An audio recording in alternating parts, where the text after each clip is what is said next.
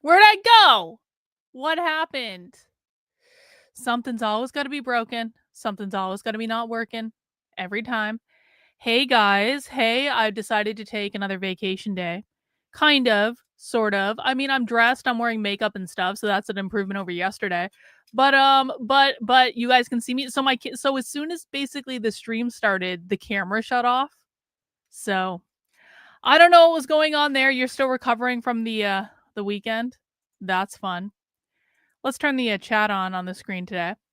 So, we're going to be doing an episode of something controversial today, which I usually don't do on YouTube because sometimes on something controversial, people say things that YouTube doesn't like. And of course, we disavow all those things. We disavow all anti Semitism. We disavow all racism. And all that stuff, obviously. But Something Controversial is a show that I occasionally do over on Rumble, and on Kick and Twitter too, I guess, where essentially I watch things that I'm not supposed to watch, and I think about ideas that I'm not supposed to think about, because God forbid I actually am able to think for myself and decide what I think for myself, because people on YouTube don't like it when you think for yourselves, and I'll tell you what, people on Twitter definitely don't like it when you think for yourself either. They really don't like it, and they make you go viral on Twitter for watching videos you shouldn't watch and stuff like that. And so occasionally I do this show where I watch stuff I'm not supposed to watch. However, when are we going to check out the zines? You can check out the zines over on the Substack right now, Pete. You don't need. Do you? Okay. Okay. Okay. I'll tell you when you can check. You can. You guys. You know what? Listen. If you want to check out the zines, if you want to see the zines that the Antifa killers wrote, head over to the Substack. That is Karlyn, Karlyn.substack.com. Read the article that I put up earlier today, what the Antifa killers were reading. In the article, I go through the zines. This is why I tell you guys to subscribe to the Substack. This is why I tell you guys to do this. You can see the zines. You can see the walkthrough. You can get the link to the Anarchist Library. I'm not saying we aren't going to read the zines. We probably are going to read the zines. I'm just not going to do it right now because I already wrote an article for you. It's already over on the Substack. You can read it your dang self, okay, Pete? All right.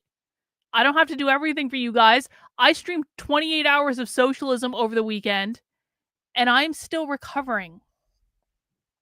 And it's not nice, and it's not polite, and it's not considerate to make me read Antifa zines to you when I already wrote an article about it. So you can go over to the Substack and find that, and maybe we'll do that another day. Am I feeling better? I'm still feeling really, honestly, guys.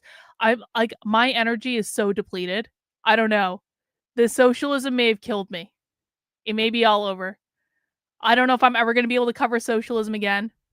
I'm done. I have nothing else to give. My brain is done. You guys don't even know. My brain, when it comes to socialism, I'm like, you guys know, like, I'm usually like a savant. I have like a Rolodex in my brain of every socialist thing ever. And like, someone can point out, Karlyn, what's this group? Karlyn, who's this person? I'll be like, oh, this person did this presentation at Cornell University in 1993 where they said XYB. Like, I have a savant, like, Rolodex in my head of all things socialism, and it's gone. It's just gone. And I'm sure it's still there. You know what? It's kind of like song lyrics that you learned growing up. Like all of those great 90s songs that I learned growing up, that the lyrics will always be in my head no matter how many years it's been since I've listened to the song. I will still be able to sing the song word for word when it comes on like my Spotify mix in my car or something like that. Even though I haven't sung it in years, it'll all still be there. And I know the socialism stuff will all still be there too, but I need to take a break. All right. My brain is fried. And I will come back stronger on the other side, because that's what happens. That's what happens. I used to lift weights. I know people make fun of my weight now because they're like, Karlyn, why don't you get your ass to the gym? I'm like, do you know how many fucking hours I used to spend in the gym? Do you guys have any idea? I used to run marathons, yo. I once ran 20 miles on a treadmill because it was really cold and icy and snowy outside, and I was training for the Boston Marathon. Do you know how much it fucking sucks to run 20 miles on a treadmill? I used to spend all my time in the gym. Anyway, my point is that I actually know how these things work. And when you're lifting weights, like you hurt for a couple days after you lift, and then you come back stronger on the other side because you broke your muscles down, and now they got to build back up. So I broke my muscles down over the weekend when it comes to socialism, and now I have to build them back out. Yeah. You know what the thing is? I actually legitimately do want to go back to the gym. I've been talking about this lately with Victor. I'm like, I need to go back to the fucking gym. Like, I would like, it would actually do me a lot of good. I think I would work out a lot of aggression, like lifting weights and stuff. But it's just like, if I go back to the gym, I don't, when I go back to the gym, I don't go back to the gym and half-ass it. Like, I'm not one of those people, like, I'm not going to go for an hour and walk on the treadmill. That's just not going to happen. I'm going to go for an hour, and I might do an hour on the treadmill, but I also might lift weights and I might do other stuff too. And I might hit something and all, like, because I cannot half-ass anything. It's just, that's how I got into running marathons in the first place. I couldn't run a 5K. A 5K wasn't good enough for me. No, I had to start. My first ever road race was a half marathon because I had to do it that way because I'm a fucking Aries and I don't know any other way to be. Anyway, so yeah, maybe I'll go back to the gym someday, but not today. But not today. It will not be that day. All right. Because we're going to listen to a debate between Adam Green and a rabbi. And I kind of did a little stream yesterday about this over on Rumble, where I've been telling you guys. So, my guilty pleasure lately has been listening to these CQ radio spaces. Because basically, what has happened over on Twitter is there are now two factions over on, well, there are many more factions on Twitter, obviously. But insofar as the stuff that I listen to, the most interesting spaces right now, which I like to have something on like at night when I'm doing work and stuff like that. And it just so happens that this CQ radio thing has been going on for a while. And it's run by this guy named HT, who I have mixed feelings about because I find HT to be a bit much, if I'm honest about it. But I also have moments where I think that HT is actually really funny. So I have mixed feelings about it. He's a bit much. I vehemently disavow, basically, I disavow HT. I'm streaming on YouTube right now, okay? Basically, I disavow everything that HT says. I do not support his ideas. I definitely don't support his ideas on YouTube, all right? But sometimes he's actually funny. But I have to disavow him on YouTube because I have to, because I don't want to lose my YouTube channel over this. So obviously everything that HT says is wrong and bad. But he has been, yeah, bad. Disavow. Bad.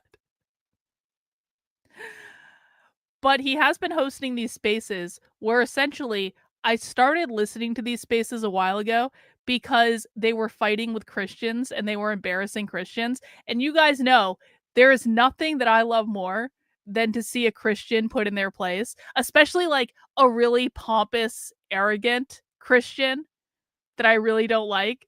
And so I started listening to these spaces because I was like, they're fighting with Christians. That's kind of funny. And of course, like you guys know, like I am friends with Adam Green. I do appreciate Adam Green. I am pretty much on the same page in terms of like, I agree with Adam on almost everything. We're still working out some disagreements on some things. Adam called me last night. Adam called me after the space I did last night. And so not the space, the stream I did yesterday because I watched another I essentially listened to another debate that Adam got in on a rival Twitter space about like all this stuff where Adam basically believes, if you guys don't know who he is, Adam basically believes that Christianity is basically like a Jewish myth and that it was made up in order to utilize a Jewish religion and a Jewish God to control non-Jewish people. And I think he's probably right about that. And, you know, you can disagree. That's fine.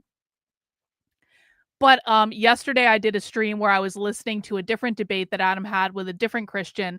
And he called me after and he's like, Karlyn, you are wrong about Jesus not being a real person for, or like being a real person for reasons X, Y, B, and Z. And I was like, Adam, we've already had this discussion. The only evidence you guys have given me that Jesus was definitely not a real person is like there wasn't any documentation, and I don't buy that. And he was like, no, Karlyn, I gave you all this other evidence too. Don't you remember that? And I was like, I really don't remember that at all, but maybe you did. So we had a good discussion about that. I'm not completely on board with the whole Jesus wasn't a real person yet thing though. But more or less, other than that, I pretty much agree with Adam on everything. And so I was listening to this space last night. And so, okay, so back up. Basically, what's happened is, so there are two rival Twitter spaces that are going right now. There's the JQ radio, which is still mostly run by Christians. And then there's CQ radio, which is run by people who believe that excuse me, it's run by people who believe that Christianity is a Jewish psyop, essentially. So there's basically a war between the Twitter spaces right now. You have one Twitter space that neither of them like Israel and neither of them like the Jews. And obviously we disavow all anti-Semitism on YouTube. We love Jews here. All Jews are welcome, all that stuff. I'm just talking about a Twitter feud, okay? There is a Twitter feud between these two spaces, neither of whom like Israel and neither of whom like the Jews, but one of those spaces are Christian and one of those spaces are anti-Christian. And it's basically like we're basically have an episode of West Side Story here where it's like the Sharks and the Jets are feuding with each other. And at any moment, they're going to break into like a dance off in the middle of the street or something like that to prove who is superior. Is it the pro-Christian faction or is it the anti-Christian faction? Obviously, Adam Green is on the anti-Christian faction. And last night on JQ radio, or excuse me, CQ radio, there was actually a pretty epic space, and I listened to some of it, but I wasn't listening closely because I was doing many, many, many, many, many other things. And so I want to go back and listen to it. And essentially what happened is Adam was in this space and he was talking to like a Jewish guy in the space or whatever. And then an Israeli rabbi came into the space and Adam essentially started debating with the Israeli rabbi. And I want to go back and listen to this. And then Dan Bilzerian came in at some point too. And I didn't think Dan Bilzerian came across well, if I'm being honest about it. So anyway, I just want to listen to this and I want to actually listen to the whole thing because I missed some of it last night because I was doing other stuff, okay? But I want to listen to the whole thing and that's what we're going to do. And we're going to chill and we're going to listen to this and that's what we're going to do. And listen, I understand that some of you may not like what Adam has to say. I get that. I understand that some of you may not agree with the opinions expressed in this Twitter space. Again, obviously, I disavow everything. Everyone is wrong about everything. And you should love everyone. And you should especially love the Jews. And you should also love the Christians. And everyone should love everyone. And no one should hate anyone else. And I disavow all things on YouTube. All right. But I just want to listen to this and see what happened. And we're going to try playing this on YouTube and we're going to see how it goes. And hopefully everyone behaves themselves. That's all I ask. All right. So we're going to do that now. And we're going to do Disenrage at 9 p.m. too tonight. We're going to be watching some Channeling Eric, I think, which I don't think Jennifer is going to like, but it's my week. And I will watch Channeling Eric on my show tonight at 9 p.m. if I feel like it. So if you know what that's about, cool. If you don't know what that's about, don't worry. All right, let's listen to what happened in this space. I think I've got it queued up to the right part where, so this is Adam, obviously, and this is the Israeli rabbi who has just come into the space. And I think I've got it queued up to the right part, and we're just going to listen. Okay, that's all. Express your opinion in the chat. Be nice. Don't be a dick. Don't whine. Don't ruin my chill space. Just relax. And the principles. But are you not happy that Christianity, like most Zionists in the world, are Christians? Some of the greatest supporters for Israel in America, your greatest ally that supports almost everything you do, are Christians. Do you agree that benefits Israel? Yeah, I think it benefits Israel, but again, Israel and Judaism is not exactly the same thing. So the person talking, Uh-oh, we got another rabbi in here. Is this the real rabbi? Hold on one the second, other hold rabbi tight. just Is this joined. another real rabbi? Rabbi Ori? Yep. Interesting space, guys. Shabbat Shalom, Goyim. Dude, I knew the Jews were in the tunnels listening to this stuff. They were. Disavow gotta run of cover all right now. anti-Semitism. All Did he leave? anti-Semitism is bad. Hold on, we got another rabbi in here who might be more appreciative to the Christian heavy lifting. Rabbi, Another rabbi. rabbi number Hello, 2. Rabbi. There's another rabbi here. I Rabbi, don't consider myself a rabbi, so I guess he is a rabbi. Maybe he'll know more than I do. Rabbi Ori, how long have you been a rabbi for? About 35 years. Adam, I'll let you take the first crack. Are you wearing a yarmulke? First question, or a top hat? Yeah, of course. Of course. Do you live in Israel? Yeah. Are you Chabad Lubavitch? No. Have you been listening to our whole conversation with your other tribe member? Briefly, I just came on the space, enjoyed what I listened to so far, and appreciating it. Dude, this sounds like David Goldberg, guys. Are you David Goldberg? This is top level Jew right here. It's final boss. No. Okay, can I ask just, you, do you hate Jesus? I always hear the Christians say there's nothing you hate more than Jesus. Is that true? No. What do you think of Jesus? I'll start off by saying that I think we all have one God. Because if we don't, then he's not God. Well, that's convenient, isn't obvious. it? You cannot have more than one God. Of Unless course you you want to can. be idol. Of course you can. Do the Christians worship the God of Israel, in your point of view? There's only one God. There's no God of Israel. There's one God that's joined by Muslims, Christians, Jews, Hindus. Again, guys, because if not, he's not God. If I have my God, you have your God. Yes, Adam we is split him obviously into not two. Jewish. He was raised. He Then looked we're like a going back to Viking. paganism, The whole polytheism, idea that he's Jewish is 3,000 years ridiculous. ago. I gotta ask real quick, because I think this is something that I overlooked, and I heard about it, and that Yahweh, he came from a pantheon of other Canaanite gods, didn't he? No, guys. Wait. Just think about it philosophically. Think about it philosophically. And any type of name that you attribute to God is a manifestation of God. Because again, if you capture God in a bottle, in any kind of circumstance, by any kind of religion, Judaism, Christianity, Islam, then you capture him. He is your God. He is not the God. God is joined by everybody. He's the omnipresence. He's surrounds all things. That's already philosophy of the Greeks. That's simple. I mean, we passed that already 3,000 years ago. Even Jesus passed that 2,000 years ago. You think Jesus thought that God is his God? Then he's not God. Wait, real quick, because the first commandment is, "You shall have no other gods before me." So is that stating that there are other gods? Good point, HT. That's a very good question. That is a very good question. Because 3,338 years ago, the whole world believed, because they saw different revelations in science, in nature. When you saw rain and you saw sunshine, you thought, oh, how can it be? There's rain and sunshine. So there must be two deities. And against that, the Ten Commandments came and said, no, you didn't understand the whole thing. There's only one God. He can bring darkness and light. He can bring rain and shine. So that was a very big shift. And Christianity followed that.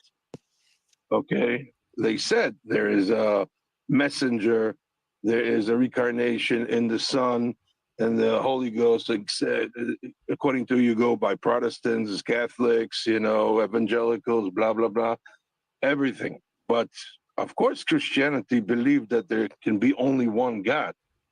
They turned away from paganism. There's no doubt Do about you it. see that as a good thing? That could Jesus helped the world turn away from paganism? It's not my words. There's a big rabbi who was the first chief rabbi of Israel. His name is Rabbi Abraham Isaac Cook.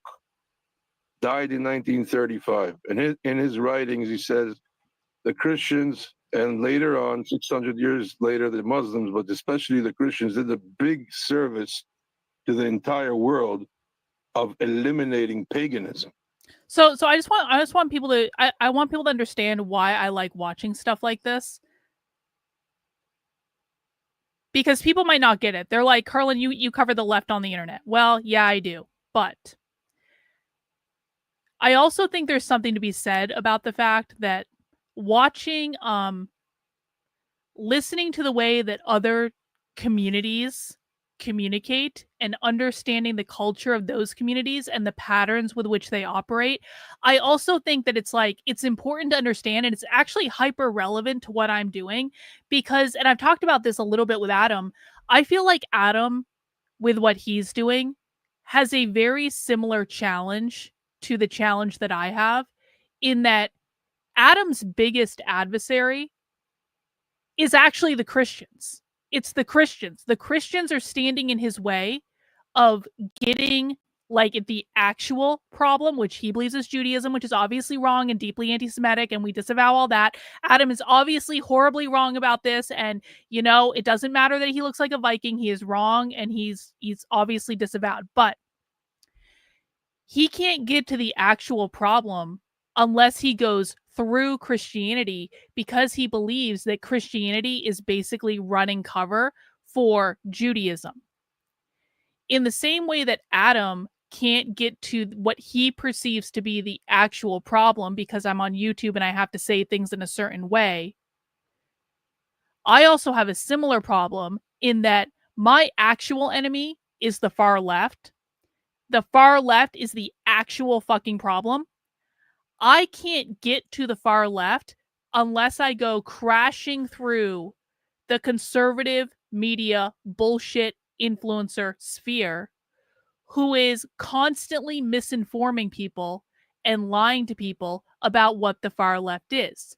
Because if there is a giant population of people that believes they understand what it means to be on the left or a communist or socialist, but really they have no fuck off idea because their influencers and their media has lied to them so much, that group of people actually becomes a giant hindrance because they get in the way all the time. They whine and complain. They try to do things that don't work. They sabotage you if you don't. It's just like the endless list of bullshit that is completely unnecessary, that is created entirely because the conservative right is completely ignorant of what the actual far left is and what the problem is because their media has lied to them so fucking much. That's the biggest challenge that I have.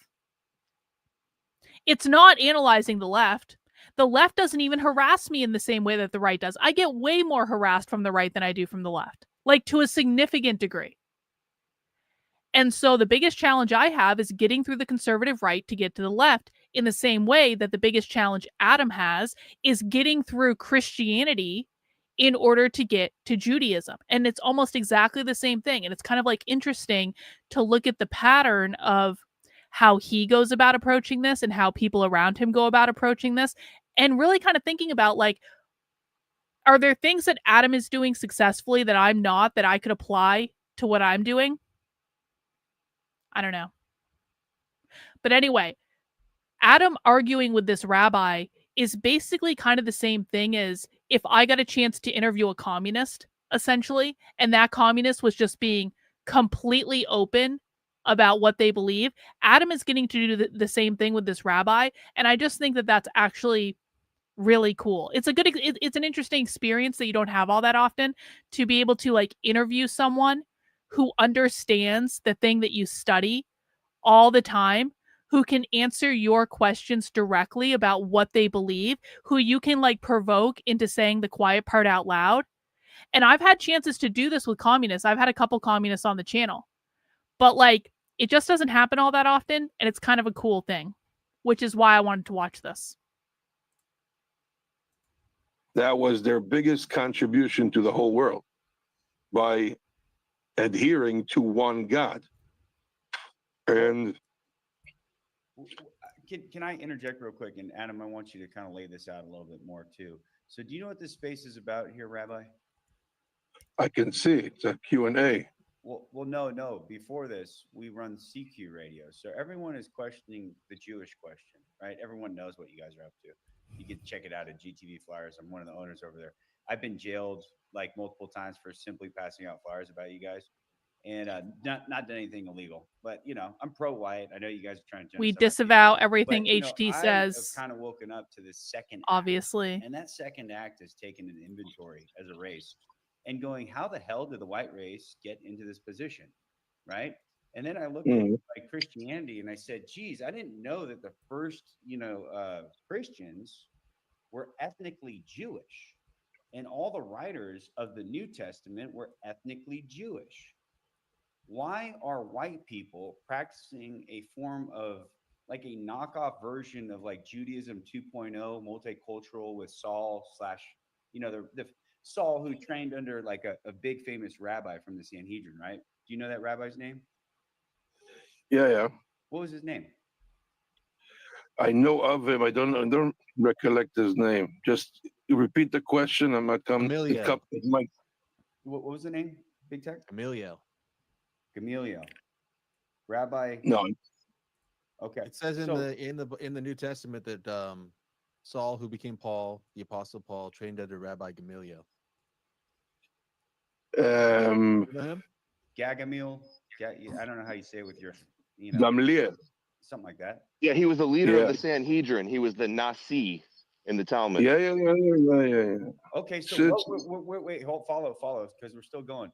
We're thinking that you have given us this religion, right? And taught us, like given us this New Testament, which goes completely against how Yahweh behaves in the Old Testament, right? And it's like turn the other cheek, take care of the invader in your land. I'm going to divide your family. There's a lot of like kind of like the meek shall inherit the earth, like like a lot of like teaching weakness and meekness to the world to come is in heaven, not on earth. That's like the biggest one. Hey, Rabbi, do you know about Total Yeshu, the book about Jesus, the secret life of Jesus? Yeah. No, I read it, but what was important to me is to read the New Testament, which I did thoroughly. Now, I'm not what do you think about it? What do you think about all the prophecies, the hundreds of prophecies that Jesus is said to fulfill in there? So I divided to what Jesus said and what his apostles says and what his students later on said. I divided into three. And I really enjoyed the logic of Jesus in the beginning of the New Testament. By the way, I also read the Quran cover to cover. So, but if you guys know the New Testament, there's a brilliant shift maneuver in the beginning. I don't remember what verse it is, so you excuse me. But if you read the New Testament, I don't remember exactly, but it's in the first chapters. There's a brilliant encounter that actually explains how Christianity started. Okay, before the apostles, before Paul, before anybody else. You remember that encounter with Jesus in the field? You mean the garden? No, in the field. He goes to the field on a Sabbath. He does something. And the Pharisees criticize him because he shifted away from certain policies that happened in the Second Temple. Oh, he was working on the Sabbath? So right. So that was the key. Now you remember his answer. CrossFit Boss Father says over on Rumble, the embarrassing moment that you have to be on the same side as HT. I mean, it does pain me. I have to admit, it does pain me. But I also have to say, like, HT is kind of starting to grow on me a little bit. Obviously, everything he says is wrong and disavowed and wrong and bad and wrong in every possible way. I do not avow anything he says, but he is actually pretty funny. And I did see this thing he did where he dressed up like a gay guy to go give a speech at a city council where he had his flyers about the Jewish stuff. And he went to this city council And he was like, I can't believe I found all these anti-Semitic flyers online, and look at these flyers, and aren't these flyers awful? And let's look at each of these flyers, and you can download these flyers off the internet. And when they show these flyers on the news, they always blur them out, but you can see the real information on the flyers, and I'm going to show you the real information on the flyers because I'm just so offended by the anti-Semitism, and I was like, holy shit. I was like, that's actually hilarious. And even if I obviously and clearly disavow every single thing that he says because I'm on YouTube and I have to, like, that's actually a brilliant way to articulate that information to people who might not otherwise see it. So you have to give it up for him. He does amuse sometimes, all right? No one can be a horrible, awful, evil, racist, and neo-Nazi all the time. Talmudic pilpul thing, like the Sabbath is for man, not the man for the Sabbath, or something like that. No, much more You know what, complicated though? than that. You're already wrong. Your premise is wrong because that's not the beginning of the New Testament. You're talking about the Gospels, Paul's letters. The Gospels are like the last part of the New Testament written, and they're pure mystical midrashic myth. You think? Do you not realize that the first Christians were just messianic, apocalyptic, like mystical Jews that they were scouring the Old Testament or the scriptures for like hidden mysteries from God, just like Kabbalists do, just like Merkava mysticism. Did you know Paul even says that he was caught up into the third heaven of paradise, where he learned the revelations and the mysteries of Jesus? What does that sound like to you? No, it does. When I read the New Testament, it could be, if I'm wrong, that it doesn't go according to historic order, which that I'm not acquainted with. I just know from my short memory, because I learned it 20 years ago, about where it appears in order. If you read the New Testament from the beginning, okay? So I think 6 chapters along the line, 5, don't catch me if I'm wrong, I don't remember exactly, but there's an encounter there, which for me was very profound. Let me just tell you the encounter. And the encounter, it goes as follows. In Judaism, because the temple was very holy, and everybody then was practicing Judaism, obviously not the Romans, etc. They did not have a religion at all. They were pagans. But I don't know if you know, but in the temple, the Sabbath was not observed. Funny enough, okay. According to us, the temple overridden the Sabbath. So for example, you're not allowed to light fire on the Sabbath, but in the temple they sacrifices on the Sabbath, okay. And if you had to cut wheat on the Sabbath for the temple, you could have done that. Now here's the catch. In the New Testament, and if someone can grok it or follow up on it or see where it is, I know it because I saw it with my own eyes. It says that there's this encounter with Jesus in the field, and he is cutting barley there. So they said to him, how can you cut barley? It's Saturday. And Saturday, it's one of the 39 prohibited works that you're not allowed to do on the Sabbath. And here's his answer. He says, every place that I stand is like the temple. It's a holy place. And therefore, all the laws of Sabbath are nullified. And that's, for me, was a very profound statement, a very interesting. Hang on, we have a very critically important question. Do I sell my shawls? No, I don't. Because the minute I start selling this stuff is the minute that it actually becomes work. And I love knitting. And I would knit. I have so much, you guys can see, I have so much knitting sitting around that I never wear, but I loved making it. And I don't want to sell it because I made it. And it takes me between a month, usually about a month to 6 weeks to make one single shawl. Like, it has sentimental value, okay? And so, no, I don't sell my stuff. I do occasionally give it away, and it is a rare special thing if I give it away because again, this stuff does actually, it grows on you when you're making it, all right? So, it's just for fun. It's a hobby. To say, I think that's where it all started. That's the big shift, that it started at moving it from a temple-like, a heavenly-like, omnipresent-like experience to an individual. Yeah, So Yeah, that or to me was enjoyment, very keeping Jesus my didn't hands even write that. occupied. Those aren't the words of a historical Jesus, so that didn't happen. And there are also verses of Jesus saying that not one word or letter of the law shall be changed until all is fulfilled. That is correct. So that's how do you actually bring these two verses together? With some real good pilpul exegesis and midrash. Can we ask you a question, Rabbi? Listen, we're trying to get down. We're trying to wake up white people and get them to realize that Christianity is a big Jewish hoax. Would you agree with that? I agree that the basis of Christianity is heaven. They should just clip it right there. That's a clip. Oh my God. What the fuck is wrong with my throat? Why can't I talk? That is a clip right there of HT just saying like, hey, Rabbi, do you agree that Christianity is a big gay myth? And the rabbi just said, I agree. And then he paused for a while and he's obviously continuing. But that's a clip. They're dumb if they don't make that into a clip. Let's see how dumb. Okay. Let me try to give the men credit.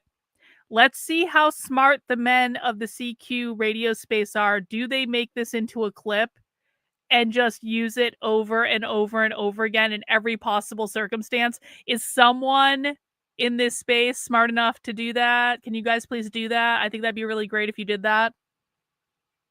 Maybe they've already done it. I'm sure they have. They're very smart men. I'm sure they've already done it. With some real good pilpul exegesis and midrash. Can we ask you a question, Rabbi? Listen, we're trying to get down. We're trying to wake up white people and get them to realize that Christianity is a big Jewish hoax. Would you agree with that? I agree that Clip. Done. I the agree. basis of Christianity is heavily rooted in Judaism. Was it something that the Jews created on purpose? Definitely not, because it's counterintuitive. Let's leave the rest Did of it that part out. develop? Yes, it developed. And don't forget that we had 4 cults before Christianity in 70 AD. What were I got a question real quick, Rabbi. Real quick, we'll get you in there right after he answers. What were the 4 called? Yeah, I mean, it does kind of prove that they're not Nazis, right? I think you meant aren't. Yeah. Why would they be talking to a rabbi if they were being so hateful? There were the Pharisees, that's the rabbinic tradition. There were the Baituses, there were the Sadducees, there were the Isis. Okay, those that were found in the Dead Sea Scrolls there in the Dead Sea. That's where Christianity. That's the sect that Christianity came from. An Essene, Nazarene, Ebionite, of a bunch of Torah observant Jews that believed they saw a suffering Messiah, Son of Man, in the scriptures, hidden by God, and in their mystical revelations is where they invented this character. And ultimately with Paul or Saul the Pharisee, he decided the Gentiles are supposed to follow this Messiah, and the Jews reject him because that's what the scriptures foretold. So they sold this mystical. I need Adam to make like a series of explainer videos where he walks through all of this shit, because like, I don't know, man.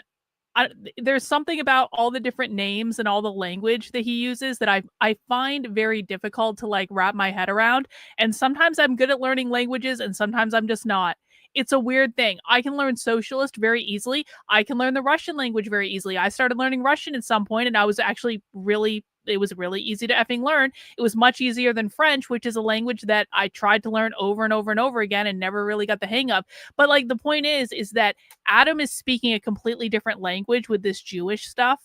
And I just wish I had kind of like some basic explainer videos of Adam saying, here is what this all means. Here is what they were saying here. Here is what they were saying there. That's what I want. And I know that he does like an immersive thing with the language in the same way that I do it with the socialist stuff, but I feel like I just want a cheat sheet Can he just make like a fucking cheat sheet? Can he put all his shit into AI? Adam, can you please put all your stuff into AI and then tell AI, make a cheat sheet for people who are new to my work? Just load the transcripts into AI and get the AI to do it for you if you don't want to do it. And if you don't know how to do it, ask Big Tech and he can help you do it or something like that. Can you please just make some fucking explainer content? That's all I want.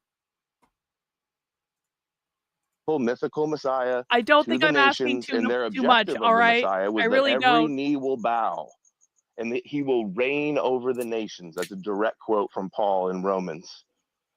And that it, like Psalms 110, that the Messiah, the Melchizedek Messiah, which Jesus is to rule in the land of thine enemies and make the nations his footstool. And who did this Messiah end up ruling over? Edom and the Roman Empire. And that spread over half the world. You tried learning Thai? I bet that, you know why I think Russian was easier to learn for me? It's because it has a completely different alphabet than English does. I tried learning what is the language? What is Irish? It's not called Irish. I don't think it's called something crazy. Gaelic. Well, is it Gaelic? I tried to learn that one time. That was fuck off difficult. I gave up on that in like a week. World. You know, half the world believes in the concept of a Messiah. Like this is and not the going to work God out of at all. Zion.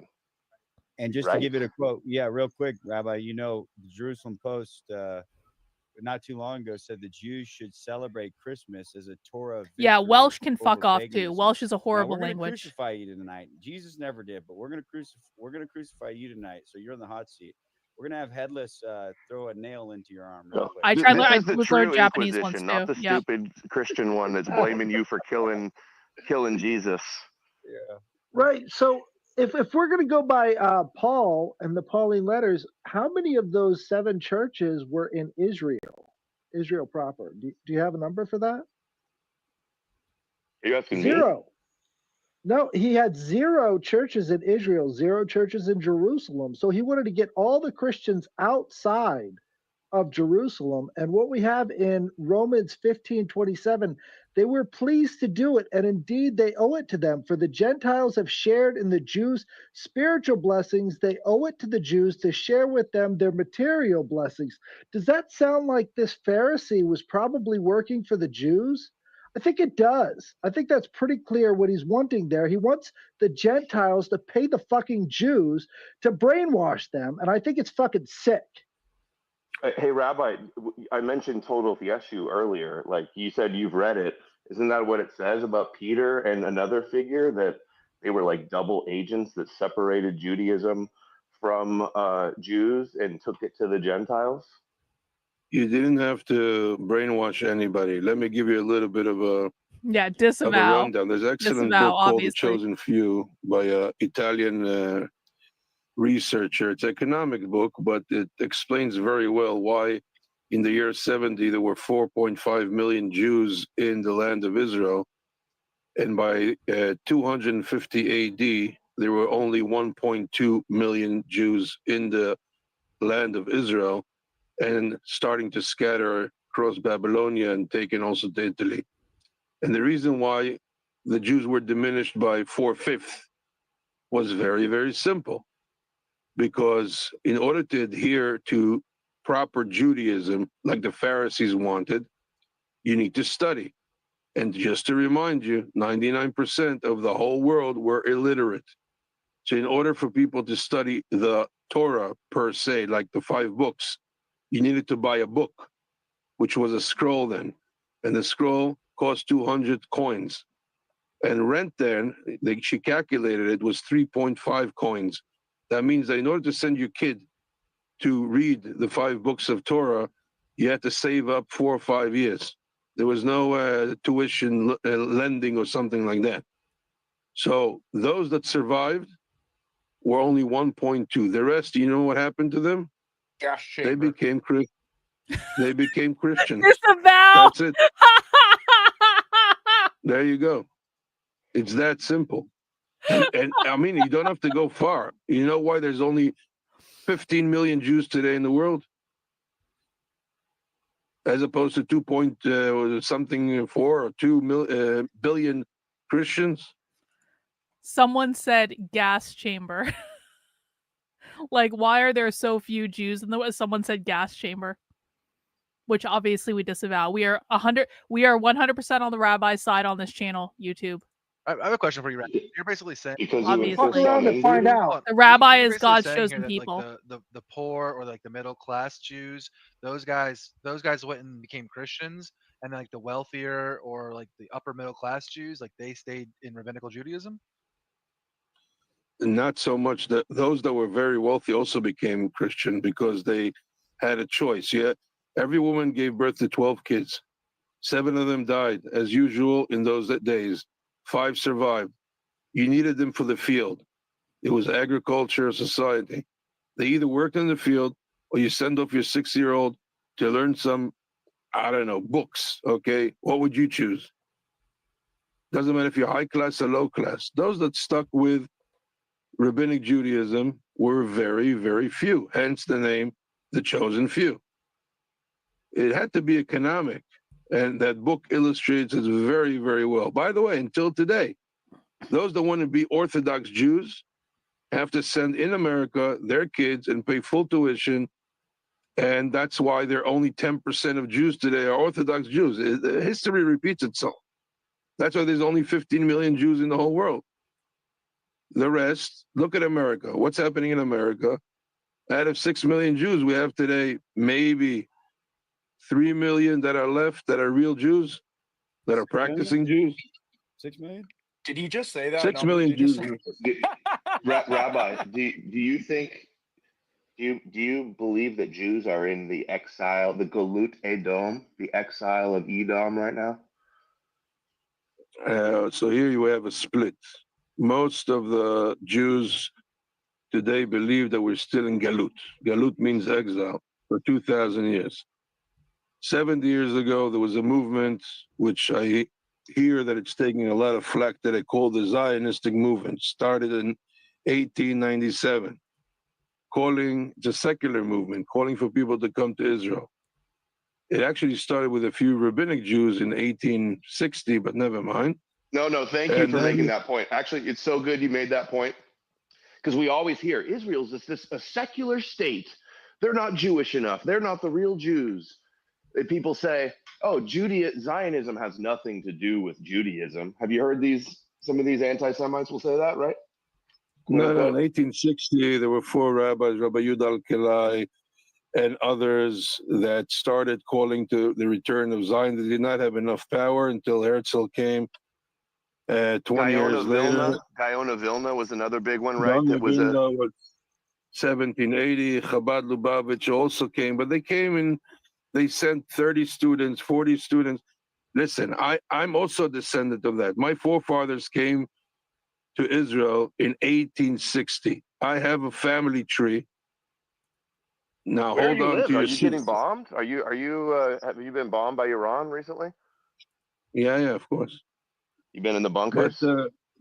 Praying in the to bunker, Hashem? we're praying to God. Do you think you're in Gog and Everything Magog has began? Listen, I think there's 3 stages to Gog and Magog. The first stage is what we see now.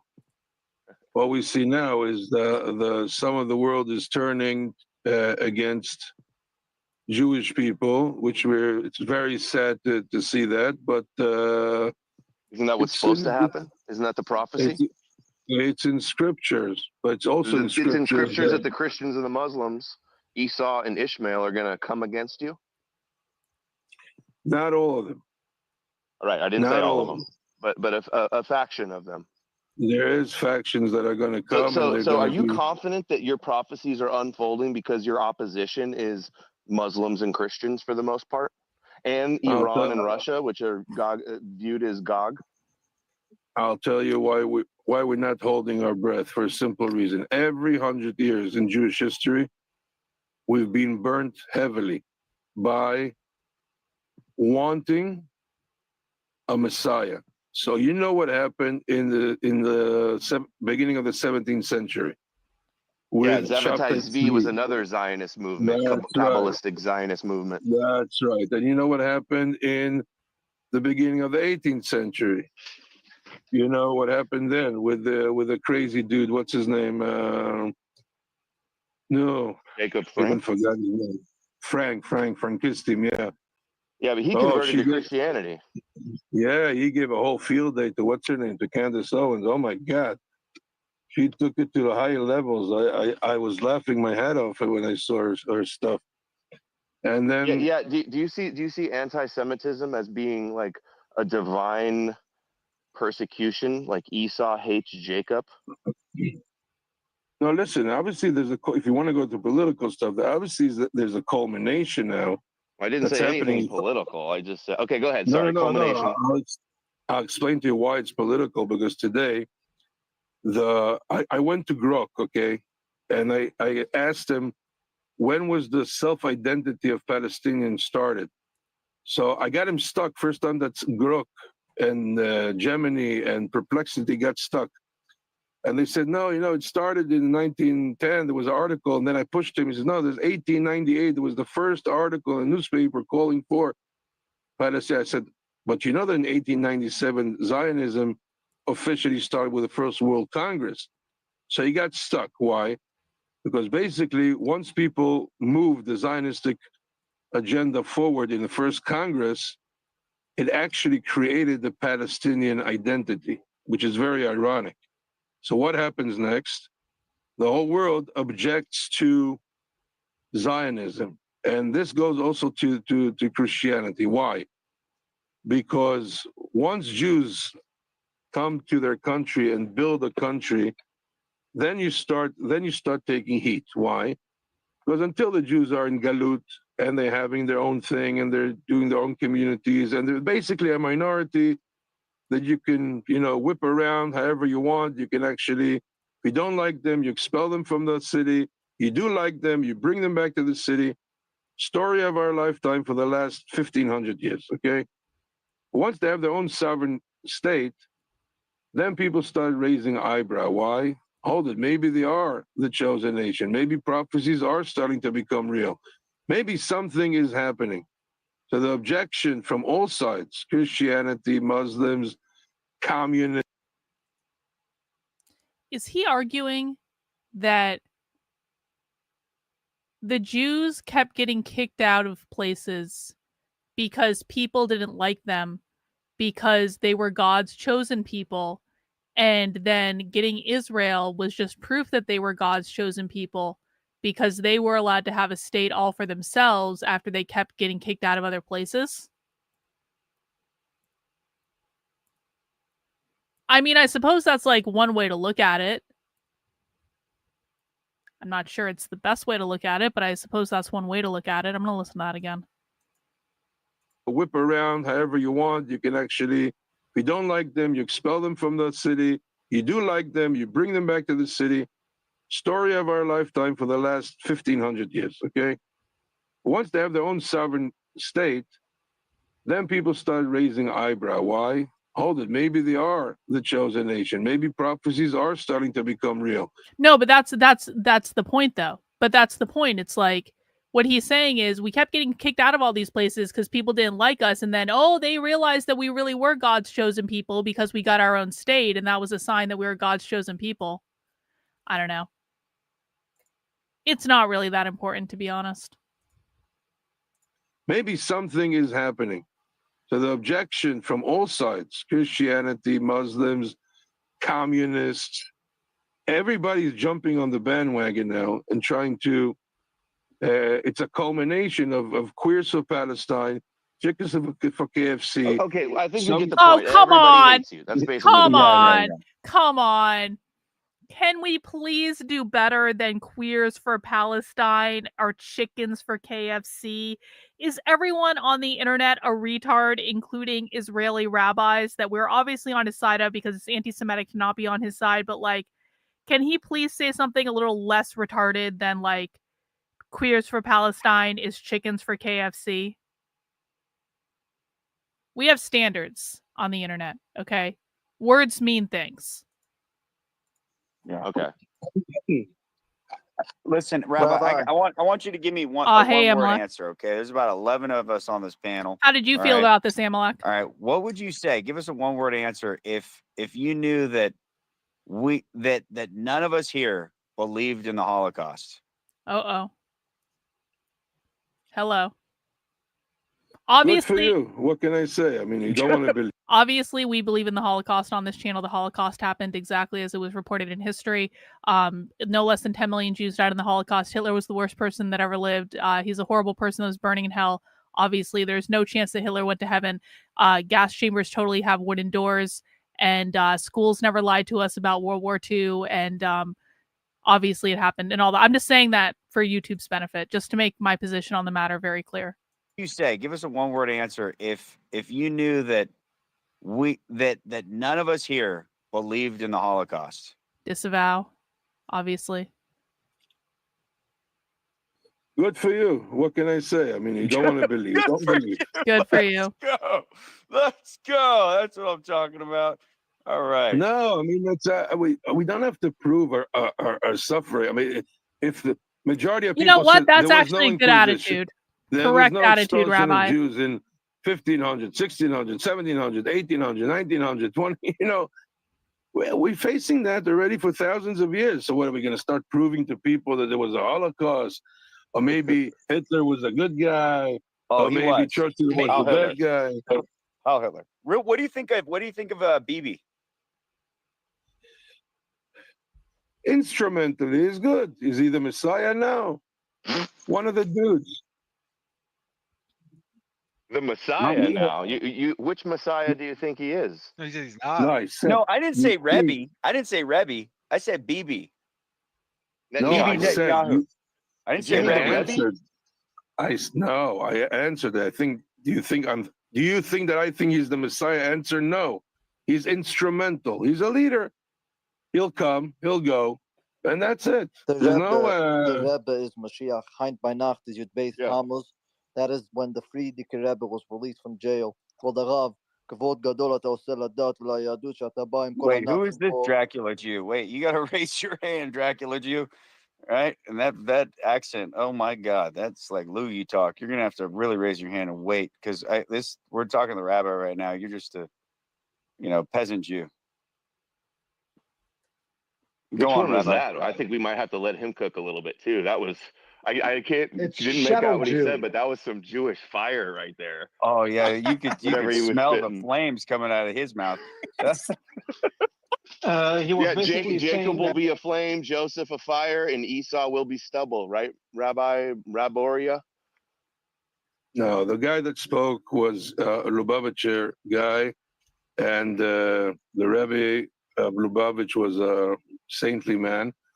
And there is a Chabad Lubavitch believed that he is supposed to be the Messiah.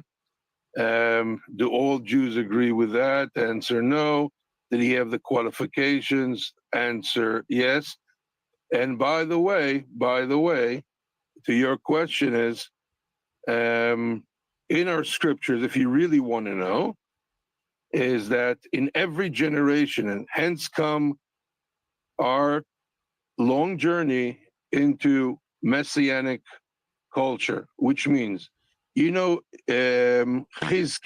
Chizkiah? Chizkiah was in what you call the Old Testament. Ezekiel. You're saying Ezekiel, right? No, Ezekiel was a prophet. Chizkiah was one of the kings. He ruled over Jerusalem. When Sancheriv, I don't know the name in English, came I hate and this language. I hate this accent. basically I made a hate it. siege on Jerusalem. I hate it so And much. at night, he prayed to God, this king, and that Sancheriv, who was the king of Babylonia, came in to destroy Jerusalem. We're talking about 2,500 years ago. He prayed, and in the morning, 150,000 soldiers died. Now, that's not me. That's the Old Testament, okay? That's very simple. You can read it for yourself in Kings. Now, our Midrashic Talmud says that in that point in time, the world could have ended. Why? Because this king could have been the Messiah. We're talking about 2,500 years ago, okay? Reason why he did not become a Messiah, because he did not praise God for his victory. Let me give you another. Wait, what was the name of that something- Talmud? Wait, what was the name of that Talmud? You just threw out a Talmud name I've never heard. What was the name of that Talmud? No, the Chizkiah of the time, the kings. No, Talmud. No. You said a specific. I was listening to the Dan Bilzerian section for part of it, and I have to say, and I hope we get to it on the recording. I don't know how far into it was. Dan Bilzerian came off like an absolute retard to me. I was really disappointed, and I have no special like or dislike of Dan Bilzerian. I don't really have an opinion of him, but I thought he came off as an absolute and total retard who didn't want to listen to like the most basic explanations. And even HT was like trying to do, no pun intended, the Lord's work on that one. And HT was like, let me just explain this to you very simply, Dan, because like Amalek, you and Adam were trying to give like these big spiels, I think. And then HT was just like breaking it down very simply. And even HT breaking it down very simply was not simple enough for Dan Bilzerian to understand what the fuck was going on. He had no clue. He had no clue at all. And I was just like, you know, I might disagree with some things that people in this space think, but at least people in this space are thinking about these ideas. I disagree with Dan Bilzerian, and Dan Bilzerian's not even putting any effort into the ideas that he has. So at least, like, if I disagree with someone more or less in this space, they've at least put thought into their ideas. They know what they believe. There's a reason they believe it. They've considered other ideas. Many people have changed their mind to come over to this point of view. But Dan Bilzerian is just fucking intellectually lazy, I think, is my biggest complaint. Anyway. Specific Talmud. Can you say? I can't look it up, and I can't hear what you're saying. It just sounds like you're like hawking a loogie. Do you know the American or English way of saying this name? Let me search it for you guys so you understand. This am is I the only one that another heard that? Habadnik. I found the this- name. If you want, I can give you the spelling of it. Okay. Real Yeah, I'm sure quick, somebody's got to know. real Just by quick. the Did story anyone, alone. Adam, did you hear him say a different kind of a Talmud, or did I hear that wrong? I swear I didn't hear No, he's Babylonian. just Or... telling an Old Testament story Oh, okay. of one of the kings. His I don't even know name why. is It's funny. Dude, I can't believe this guy's a Habadnik. He just said the Rebbe had the qualifications to be the Messiah. And then there's some other Habadnik down in the bottom that's like, he's the Messiah. That's so funny. Wait, Out of who's the other tunnels. Habadnik? Who's the other Yeah, who said Habadnik that? in here? I think it's Caravault 737. Caravault. Are you a Habadnik? I'm associated. Do you bury people Associated. for Habad? Are you like a machine gunner? No.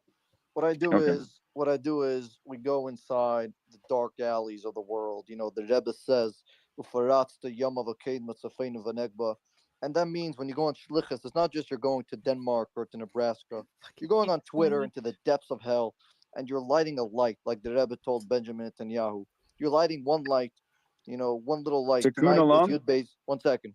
Tonight is Yud Beis Tammuz. The previous Rabbi Yosef Yitzchak, the Frierdiker Rebbe, Oh, there's Adam King. was actually his birthday, and he came out of jail, and it's very special. What was he in jail for? If you don't mind, I got to cut you off time to time. You talk. You're a fast talker. What was he in jail for? He was in jail because communist Russia put him in jail for What was the spreading charge? Judaism, Torah. Yeah, but don't worry. Sorry, double mute there. Go ahead. I said, don't worry about it because the Jews always win. And he got out of jail. And imagine if white people had this shit. You got the chutzpah, bro. Congrats. Imagine if white people had this whole lore about how guys, but we're the difference is we're only using it for positivity. We're using it to spread love and kindness in the world. Yes. We're not using it for anything bad. That's anything right. evil. And if white people and anybody uses it for good, then it should be welcomed with open arms. And that is what the Messiah messianic energy is all about. Mashiach energy. It's about spreading goodness, as the Rebbe said when CNN interviewed him in the 1990s. Ladies and gentlemen, listening in this space, You have to understand that the time of redemption is now. Now is the time of redemption. Open your eyes. Open Really? your souls. Really? He was threatening to behead you. Wait. I got a quick question, man. Can you thank all the Christians for worshiping a rabbi real quick Not tonight? very nice. We're trying to So give a shout out to Christians, Jesus. you know, Christians and Muslims, they obviously celebrate God. Yeah, we understand they celebrate God and Abraham. You know, it's not a new thing. Obviously, they know this, we know this, but it's a good thing, you know, to pray God in your own way. It's a good thing. It's a good thing for Jesus, right? So thank you, Jesus, who? for Gentiles to worship the Jewish Rabbi Jesus, right? It's a good Why thing for not? you guys. Spreads the Torah, right? Helps that get around. It's like the lube before it gets put in the butthole, right? The Torah, right? Before you fuck over the world in its ass. Would it be worse? Would it be worse off for you? and your Disavow, ilk obviously. if all white people converted to paganism and stopped believing in Christianity? It doesn't make a difference. You have to understand. It's not you guys are asking Oh, it does. hypothetical questions. What if we were all monkeys and we died tomorrow? No, that's The world don't is set up a pill certain way. pull. Don't pill Come on, don't pull. pill pull. This isn't the Answer the Talmud. question. You're not in control here, Tunnel Rat. Answer the Dude, question. that's the chutzpah. You think they're going to be like, yeah, we need you to all be Christians. Thank you for falling for the trap, Goy. Of course they're not going to say that. Well, Rabbi said he thought it was a good thing that everybody was brought into the belief of one God. But so far as I know, Christians don't get to come into Olam what do you guys call it? Olam Haba? Correct. So, Very good. So Christians don't come into Olam Haba, right? Of course. That is actually false. That is actually false. That's false. If you're part of if they repent to become Noahides, then they can have a share in the world to come. That's what the rabbi's going to tell us.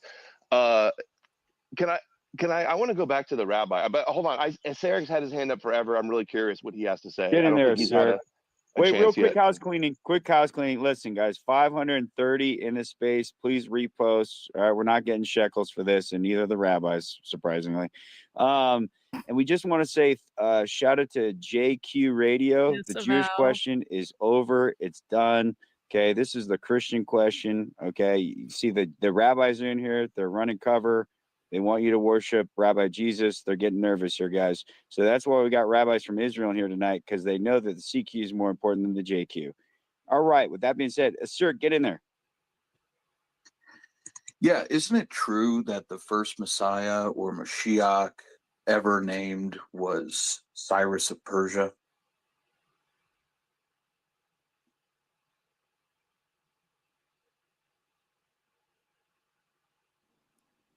What? You asking me? Rabbi Ori? As I was stating before, if you really want to know who the first Messiah was, according to Jewish tradition, or the potential of being the first Messiah, was actually Adam in the Garden of Eden. No. The first named the anointed Mashiach. That was Cyrus, Persia. Correct? No. There cannot be Messiah. There cannot be a Messiah because he has to have certain qualifications. He was an idol worshiping guy. You cannot have an idol worshiping guy being the Messiah. That's the bottom line. Is it true or not true that in the Tanakh, Cyrus is referred to as the anointed or Mashiach? No, he's referred to as an individual that helped Jews build the temple, but he himself could not even enter the temple, so he cannot be a Mashiach. That's the bottom line. Now, in Scripture, it could be that he says that they refer to him as someone that helped the Jews, etc., etc. That's correct, but he cannot be the Mashiach. Cannot be. You know, he's right. I've heard the same thing. I've heard the same thing, that Adam was the first Messiah. They also think Noah was a type of Messiah, and David, obviously. They believe Don't they also think that Adam was non-binary or something like that? Didn't we take the Jewish gender course and we learned that?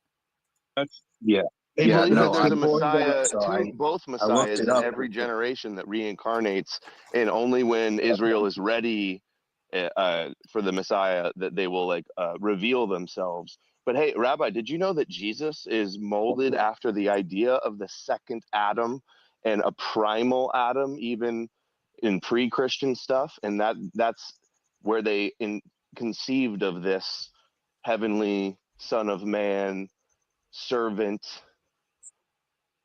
of Yeah, guys, and the I don't suffering understand. Messiah, and the suffering Messiah, because there's a belief in a suffering Messiah that's pierced, like the Moshiach ben Joseph in the Talmud. So that's Yeah, where but Jesus came guys, from. there is a notion here which it's hard for me to comprehend or understand, and I think the host or someone said it very, very eloquently. I'm joking, but he did say it very eloquently, which means the Christianity is basically a creation of Jews in order to lube the way until all our guys we nail you. You get it in the butthole, Goy. You get it in the There butthole. you go. We push our way forward. But I mean, I don't know where it came. Okay, I don't. The rabbi is playing into the anal sex analogy. We push our way forward. The rabbi, I cannot even. Again, please, Rabbi. And I think the host or someone said it very, very eloquently. I'm joking, but he did say it very eloquently, which means the Christianity is basically a creation of Jews in order to lube the way until all our guys we nail you. You get it in the butthole, Goy. You get it in the butthole. There you go. We push our way forward. But I mean, I don't know where it came. Okay, I don't know where it came from. It's Isaiah 44 Wow, we and push 45. our It talks way about forward. Cyrus Wait, being let the the rabbi anointed cook. one. He was about to agree with that. He was just about to put it in the butt, bro. There you go. I was just about to see, where do you guys really take it from? Aren't you very how should I say, confident in your religion? We're not Christian. Very We're much so. Not as much anti-Abrahamic. as you, I'm afraid. Now, why? The last question is this: isn't it true that the Mashiach concept is Zoroastrian in origin? No. I'm told you Adam and Eve. They're telling me Zarathustrian. Come on, Adam and Eve is 6,000 years. Zarathustra is 4,000.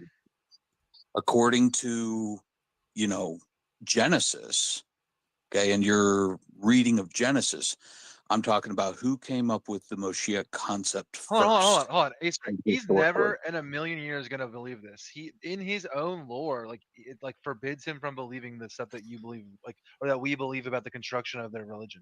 They're just never gonna believe it. They're never gonna agree with it. Like right now, Yeah, he's not gonna be like, yeah, we stole Moshiach from from the Persians. And if I sat him down and made him read Origins of Judaism by Jonathan Adler, he would fucking freak out. Okay, that doesn't mean that stuff isn't true. Yeah. They just don't believe. We're not gonna get him saying oh yeah, that is true. We did get that from Zoroastrian. In their lore, forbids them to do that. You have to be more. And I might argue, maybe slick that's about the first time that they say anointed, but there's messianic ideas even You have to ask the before question better. then, like the servant and the son, and other terms like that. The branch of David, the star, like in Numbers 24:7, the star that comes out of Jacob and conquers Edom. Those are all pre-Isaiah, I believe, messianic ideas. Is here? Yeah, no, I feel you. Those were the only two questions I had. Where do we? Is that the it though? What's the point? Okay, yeah. Oh, you're trying to get him to do the Zoroastrian thing. That's right. That was it. Okay, so Rabbi, you were getting back to this lube. Let's go. What do you got?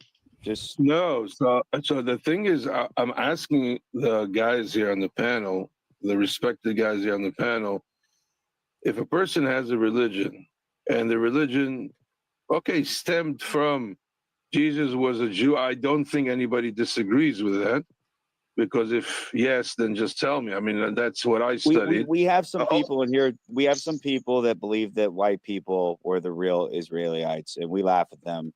It's similar to what the Schwartzes. You know what Schwartz is, right? The knee guards, the monkey people. They think they're the real Israelites, but we got white people fighting for that now. We're trying to tell them to knock it off. It's weird. We don't trade foreskins for princesses, right? That's not in our culture, right? Yeah, Rabbi, have you never like heard any of this stuff before, or like watched a space Of course, before? I heard. I watched the space. I read Adler. I read how we stemmed from messianic things from the Persians. There's only one problem. None of you guys, and I'm not saying it with how do you call it, condescending voice, but seriously, look at the scriptures from beginning of Adam. You can trace. I mean, that you know for a fact, right? You can trace from Adam until David the king, son after son. You know that? That's the lore. I know you believe it. We think it's created long after the fact in a Plato's noble lie foundational myth.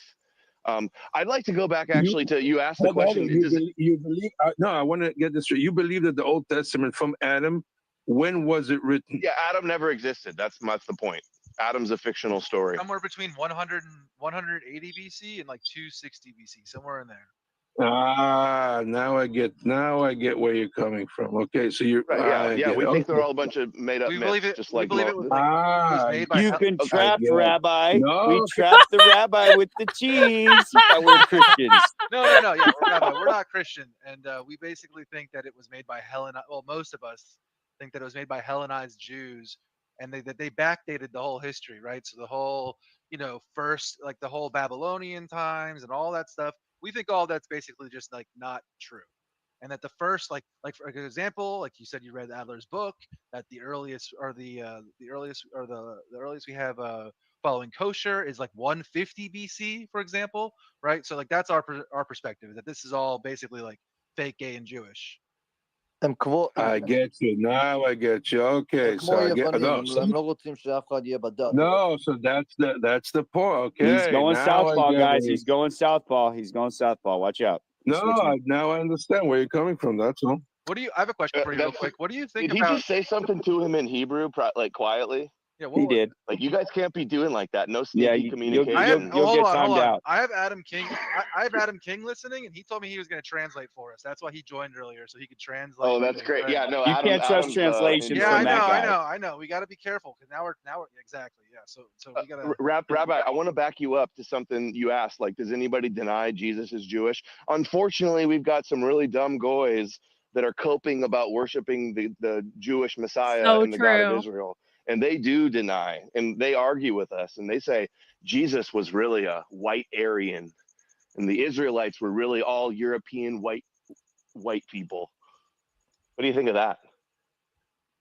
Wow, you guys are really cooking. I mean, that's good that it came on this space, because we got big ovens, Rabbi.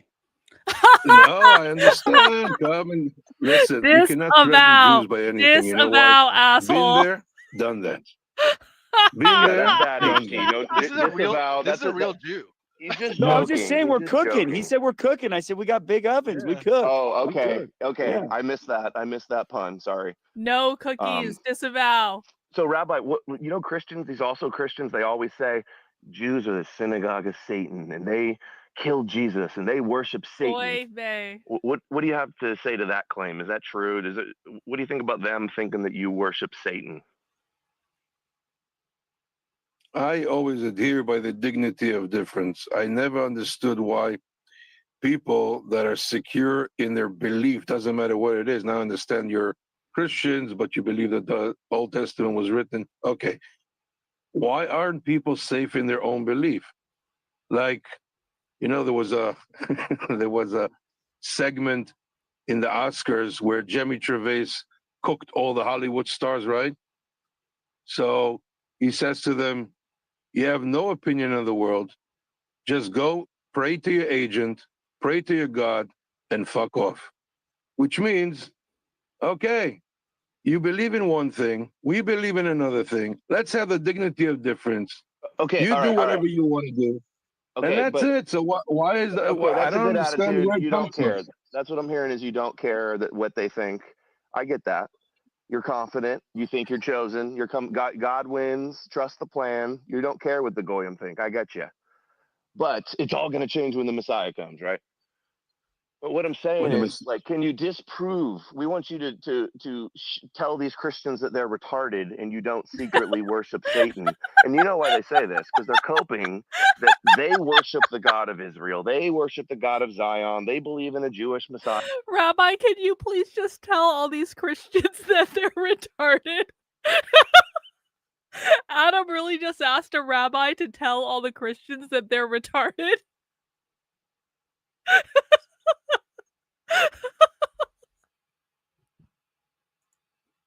Yeah, he didn't answer either. It's true. What I'm hearing is you don't care that what they think. I get that. You're confident. You think you're chosen. God wins. Trust the plan. You don't care what the goyim think. I get you. But it's all going to change when the Messiah comes, right? But what I'm saying is, like, can you disprove? We want you to tell these Christians that they're retarded and you don't secretly worship Satan. And you know why they say this? Because they're coping that they worship the God of Israel. They worship the God of Zion. They believe in a Jewish Messiah. So they have to say, no, the Jews, they're just Talmudic and they don't even believe the Torah. And they don't even worship God. They secretly worship Satan. Like, tell us why that's so stupid and wrong, please. So you're coming from another angle. So those people that claim that, unlike you guys, believe that the Old Testament is real, and that all the people there are not fictional, and they believe in that. Correct or not? Well, that segment.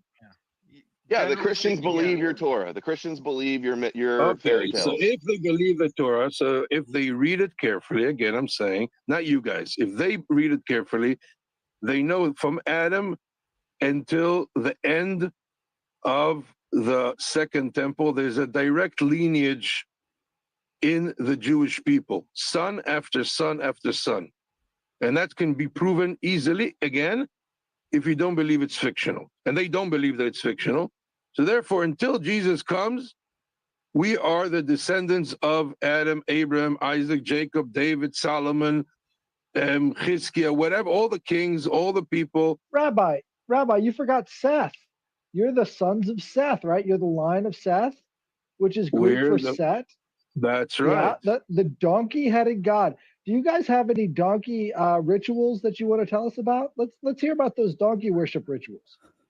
No, let's hear about we're the descendants of Shem. Yeah, guys, by the way, but you guys got a bunch of.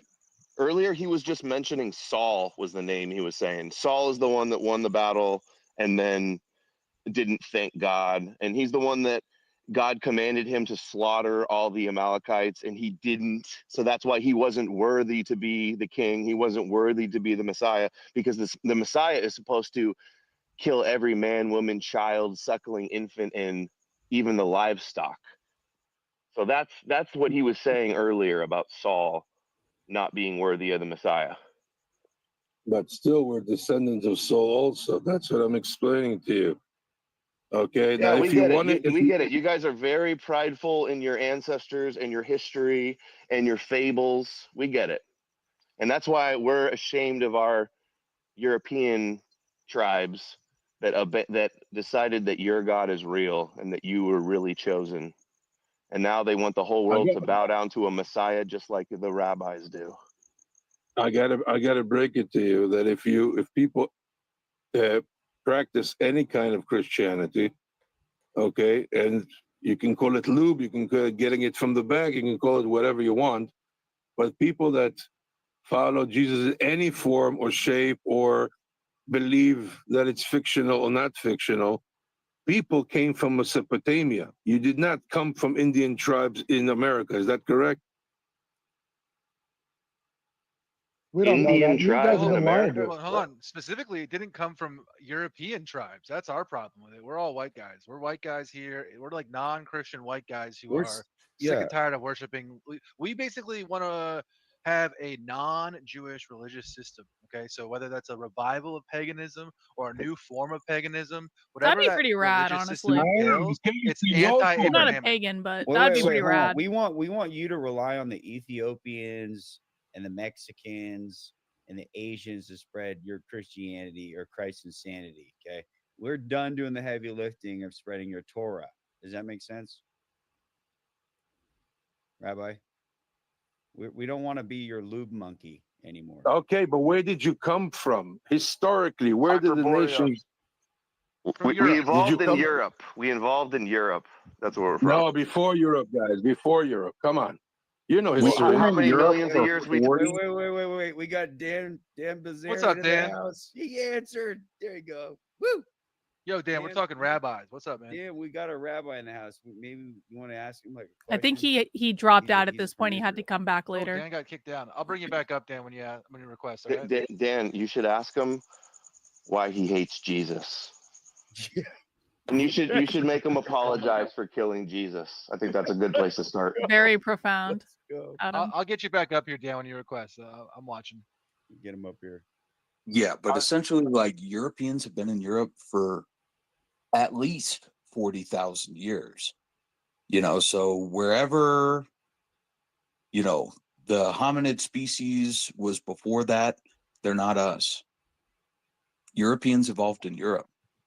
Hey, Cyric, we've got skulls in Italian caves that go back 200,000 years. So they keep having to What's push the this Valley whole Girl theory question? out of I don't know what Africa that is. back further and further and further, and it doesn't make Does your any voice sense. sound like a Valley Girl? You definitely kind of sound like you're from California. I wouldn't have said a Valley Girl, but I would definitely say California. Listen, as Jews, we believe very simply that there were human beings on the face of the planet for tens and thousands of years, predating the scriptures, okay? But there's a huge difference. What do you consider, when was the point where you can actually relate written and oral with You got these sent to individuals? military school?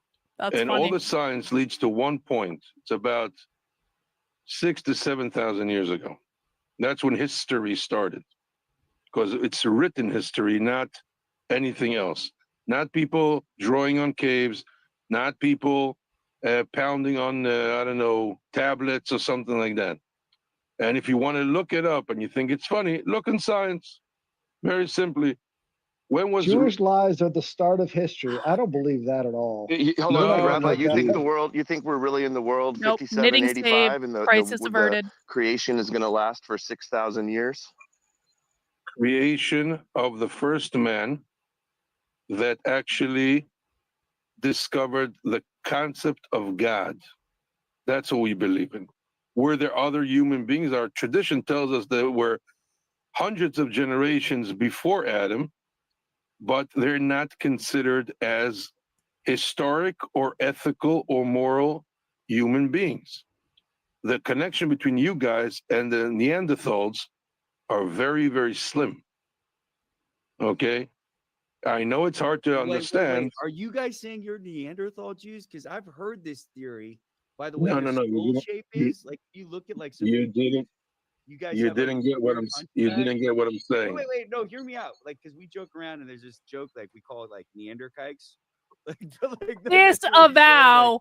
Disavow, obviously and clearly. We don't say that. Disavow. Listen, I do. I'll take responsibility. Everything HT says is wrong. I'm a sinful and bad and boy.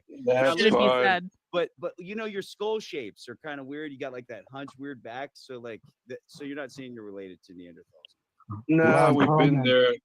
We've been there in 1880 in Namibia with the test trials of the Germans. We've been in Mengele in 1940. We heard all that, been there, done that.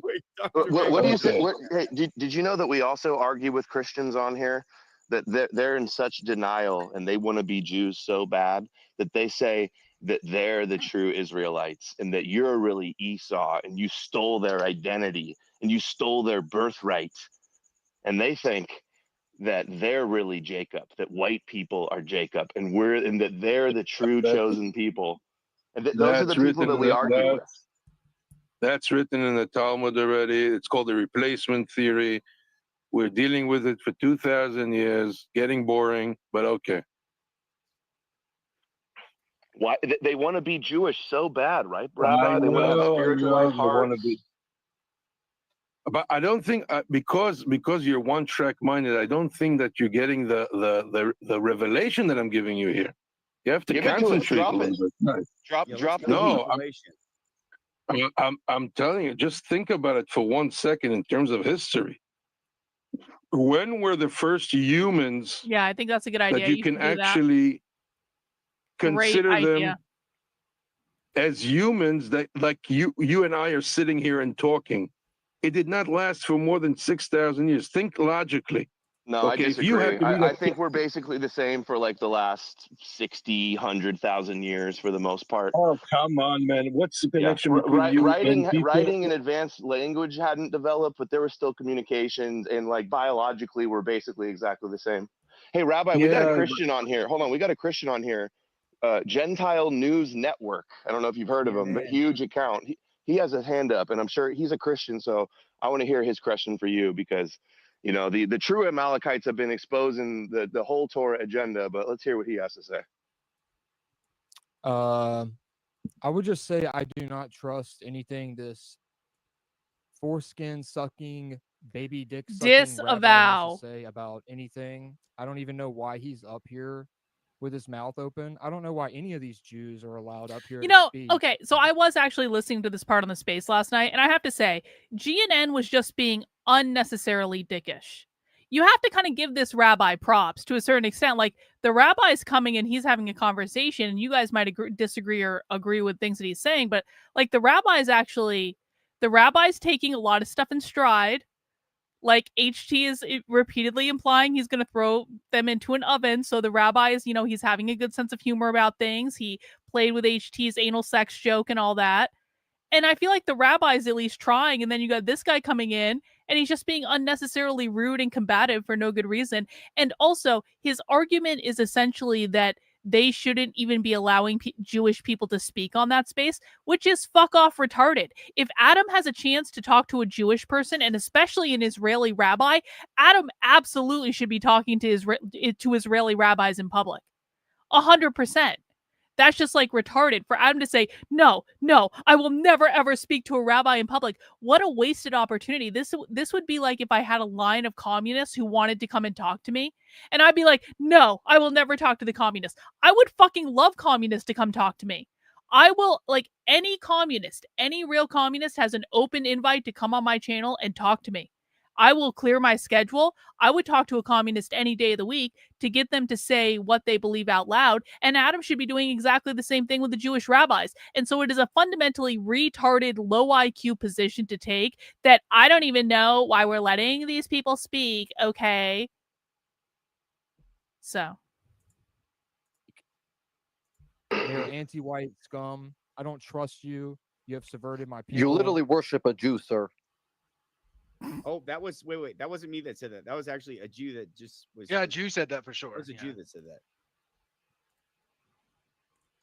that. That's the problem. What does this have to do with the fact? No. See, he brings up a good point because this is what we're trying to tell them, Habadnik Jew. And listen, you gotta raise your hand if you're gonna snap in there. But that was a good comeback. That's something I would say. So how do we become like? Do you think it's a bit of an oxymoron to be pro-white and worship a Jew? That's for the Habadnik. Well, in a way. In a way, what? You could be pro-white. The idea is if you're an anti-Semite like this retard Gentile News Network retard. No, we're all listen. No, the point is if he's pro-white, that's one thing. He was about to say we're all all anti-Semites. Okay. Well, hold on. I understand. I understand. GNN is like a little. Of course, we disavow that. We are he not may be trying to subvert and lie to us. So why don't you just elaborate? no GNN? Like, what has he said that you think is wrong? Yeah. Where has he lied to us so far? Can we start there? I don't trust Jews. I listen to HT's advice. I've been a fan of him for like 2 years now, and what he taught me was rule number 1: never trust a never trust a Jew. Rule number 2. So was it Also Jews that rule created number 1. Christianity though? Like you're trusting the Jews that created Christianity, right? Right, but I don't want to really like. I'm not going to get my religion involved in this because I'm not going to lie. I'm not very theologically experienced, and I'm not going to have like a theological debate with you. I just want to know why HT is having Jews sit up here and talk, having their fucking gums flapping about We're showing you guys how it's done. We're showing how to expose Adam, what I'm gonna be Judaism honest, truly brother. is. Adam, I'm going to be Exactly. very humble about this. Adam is right. I am not that educated on Christianity. Obviously. All I have is a faith in Jesus Christ, but I'm not like biblically educated or anything like that. I'm not theologically educated. You'll probably school me in that. So I'm not going to have a debate with you. I'm not going to have an argument with you. What I want to know is why people like you and HG, who I really respect, I've been a fan of for a very long time, why are you letting Jews come up here and you sit and you allow them to shit on your fellow white man, and you're agreeing with them and allowing them to talk, and you trust them? I don't understand. We don't trust everything they say. We don't trust everything they say. Where is he wrong? I asked you where's he's been wrong so far, and why is he up here? So we can show everybody what Judaism is really about. So we can ask them questions and get them to admit that we're right about what we're saying about Judaism. So you believe everything he says? Not necessarily, no. No, it's the whole swindle. This is a swindle. We're trying to wake up our brothers, right, to realize you should never trust a Jew. So never trust the books that they wrote in the religion that you are in. That's the point. So if you can't trust them, why do you have 3 of them up on the panel right now? There's and 2. You seem really mad about it. Like we're showing you guys how it's done. All right, well, let's not do that. If I seem mad, I'll calm down. My bad. I'm sorry. Well, you're calm. You're calm, but you're obviously like upset that we're having this conversation and asking Jews like what they actually think about Christianity. Yeah, because in my spaces, I don't let Jews talk at all because I don't trust a single word that comes out of their mouth. Respectfully. Wait. We're gonna mute you because that's our white brother, and you're a Jew, and you just pipe down for a second. Go ahead, Big Ted. Look, just because you listen to what a person is saying doesn't mean that you have to trust that it's true. And we don't believe that these guys have like magical powers. They're not demons. They don't have like special hypnotism that they're going to do on us or something. We're not worried about that. We're not afraid. There's no reason to not hear the guy out and hear what he has to say about stuff, because we can think about it, analyze it, compare it to what we know to be true. We can compare it to what we thought they might say. We can learn some things. This idea that like you can't let him speak at all. Why? Is he going to put a hex on us? Are we going to get bad juju from it? Are you going to lose the argument? Are you going to lose the argument? Because we got so many clippable moments out of this, and there's tons of people watching. Dan Bilzerian was just in here, so I invited him back. Actually, I told him to come back. Oh, that was you that got him in here. Awesome. No, I called him. Oh, okay. Yeah. So all right. Adam, I think you're too focused on like the like arguing and having a debate about it and all this stuff when this is my issue, and this is what I'm trying to talk to HT about specifically, like man to man. HT, I've been a fan of you for 2 years now, and I love your work, and I have never known you to actually even allow a Jewish person to come up and take any airtime from your platform or speak to you in any way. This is so fucking leftist. How dare you speak to someone that I do not like? The reason why explain yourself. It's like racism and funny anti-Semitism and going on the street and calling. This is where the men of this whole community lose me, because obviously like this is a space where like men are like we are the leaders and all this stuff, and it's like they sometimes have the most retarded faggoty fights, pardon my language, YouTube, but they just do. Like sometimes these men act exactly like women, and they're like, sir, you have to account for yourself for talking to someone I don't want you to talk to, sir. And it's like he doesn't actually report to you. This is his Twitter space. He can do whatever the fuck he wants in his Twitter space. He can talk to whoever he wants, and you coming over and crying because you're upset that he's talking to someone that you don't want him to talk to, it's so weak and it's so feminine and it's such bullshit. It's like, why are we like, again, Adam, like, how many chances does Adam get to talk to an Israeli rabbi? And these guys are all fucking being like, how dare you even let the Israeli rabbi speak? It's stupid and dumb and fake and gay. And he should go back to his stupid Twitter space on JQ Radio, because this is why CQ Radio is winning right here. This is why CQ Radio is winning over JQ Radio currently. Calling Jews kikes, and this was. He's on GNN. He's literally been telling this Jew here, this Rabbi, that he's gonna put him in an oven and stuff like that. Like, I don't know how long you've been listening, but HT's been shitting on this guy this whole time. And just because they're talking doesn't mean that they're doing some sort of magical spell, just like BT said. Like, why do you have a problem? Why are you tone policing like what we're doing? Advocating for a safe space. Exactly. Jewish safe space. No, I just don't trust anything a Jew listen, says, so we don't trust them either. But you do. You believe the Bible, bro. You believe the Bible. Wait. That's what we're trying to prove. Rabori. Earlier, you asked like what we believe. Adam's right. I've read Jonathan Adler. Okay, I'm a goy who hates Judaism and the Abrahamic system. Okay, I've read these books that that we were talking about or whatever, which absolutely denies your religion. So we're pushing back on these fucking rabbis in the way they're sitting here claiming they're the chosen one. They have all the history, that God chose them, and we're telling them no, fuck that. That's not true. And stop. And your religion that you created called Christianity is poisoning the minds of our brothers. There's nothing wrong with having that conversation. Like, this is an insane concept that you think that we should that you're coming in and like tone policing who we have on, when the whole point of what we've been doing has been like combative towards this rabbi. We're telling him we're gonna put him in an oven. We're telling him we're gonna like all this shit. Like, you just gotta just the point I'm hold trying on. to make. I think you're missing the point. I think instead of actually like addressing our arguments and what we're saying and what we're doing here, you're really trying to hang up on this issue because you know that it plays well to people who are anti-Semitic because they just don't want to talk about or talk to Jews or have Jews be able to talk. But like, this is fundamentally has been a combative conversation since the very beginning. So I don't understand what the whole point is. Yeah, I've been debating Jews for years, just like I debate Christians. It's like the same thing, basically. But let's argue. Let's be clear. Sorry to interject. Okay, there is different levels of hatred in this room. Okay, you guys know where I stand with the Jews. I believe they're a racial enemy. I believe Christianity disavow everything HT says. Nature's law of a group of people that's trying to hurt our people and what we should do back. And I'm trying to get our Christian brothers to detach from Christianity so we can follow nature's law and have a very fair fight with these Jews. Why does GNN have to be there?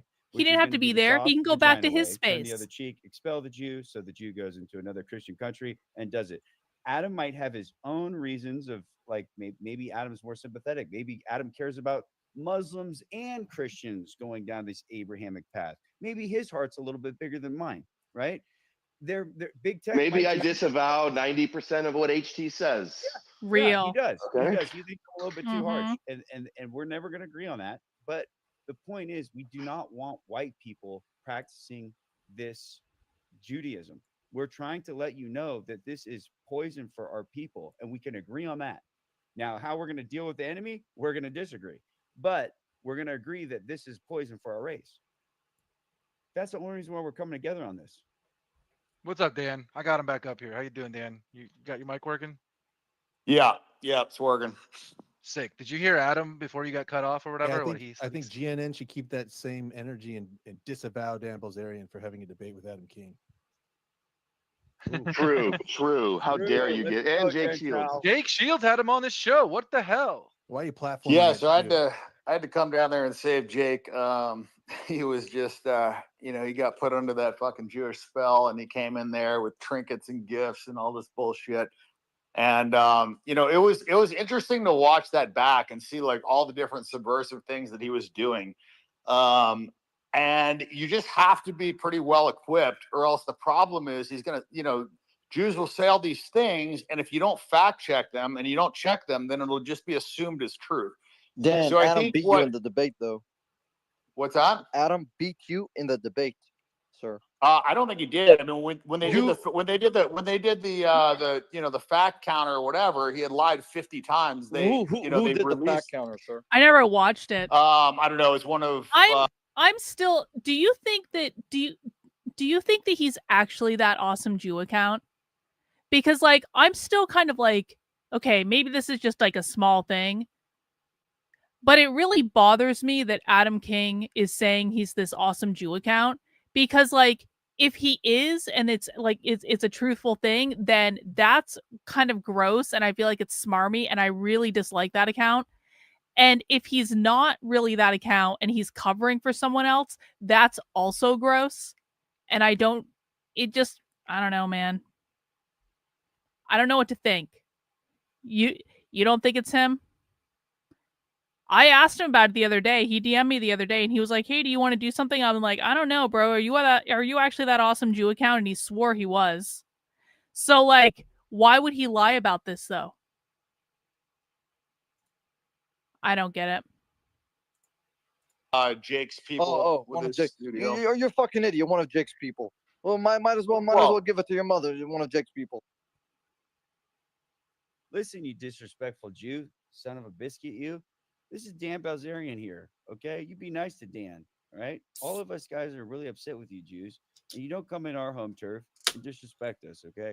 Now, I'm not going to say what I want to say because Adam's in here. I'm trying to watch my disrespecting our mothers, too. Yeah, but don't be disrespecting Dan, or else I'm going to have to boot you if you do it again. Dan, you look you be nice to our celebrity guests, all right? You're a faggot ass hoe and Dan Bilzerian motherfucker, All right, we're bitch ass kicking hoe. you. Dan, you're going to lose. You already lost.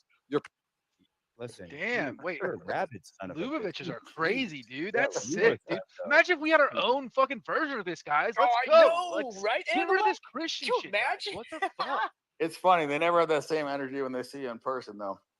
What's the rabbi think about what we just heard? Yeah, Rabbi. Thoughts, Rabbi? I love having Dan. Hi, Dan, my brother Jew. How you doing? Brother Jew? Brother Jew? I know. Wow. He has the name Dan, my friend. And Dan, you know what it is. The tribe of Dan is from the Bible, but yeah. I was There listening you to that go. part. No, don't. Come on. Not come everybody in the on, Bible come is on. Jewish, buddy. But dude, you're Dan, and I have the highest respect for the tribe of Dan, and I'm not going to say anything bad about you. But Dan He's not is the Dan. tribe of Dan. He's Armenian. He's an Amalekite. He's a big Christian.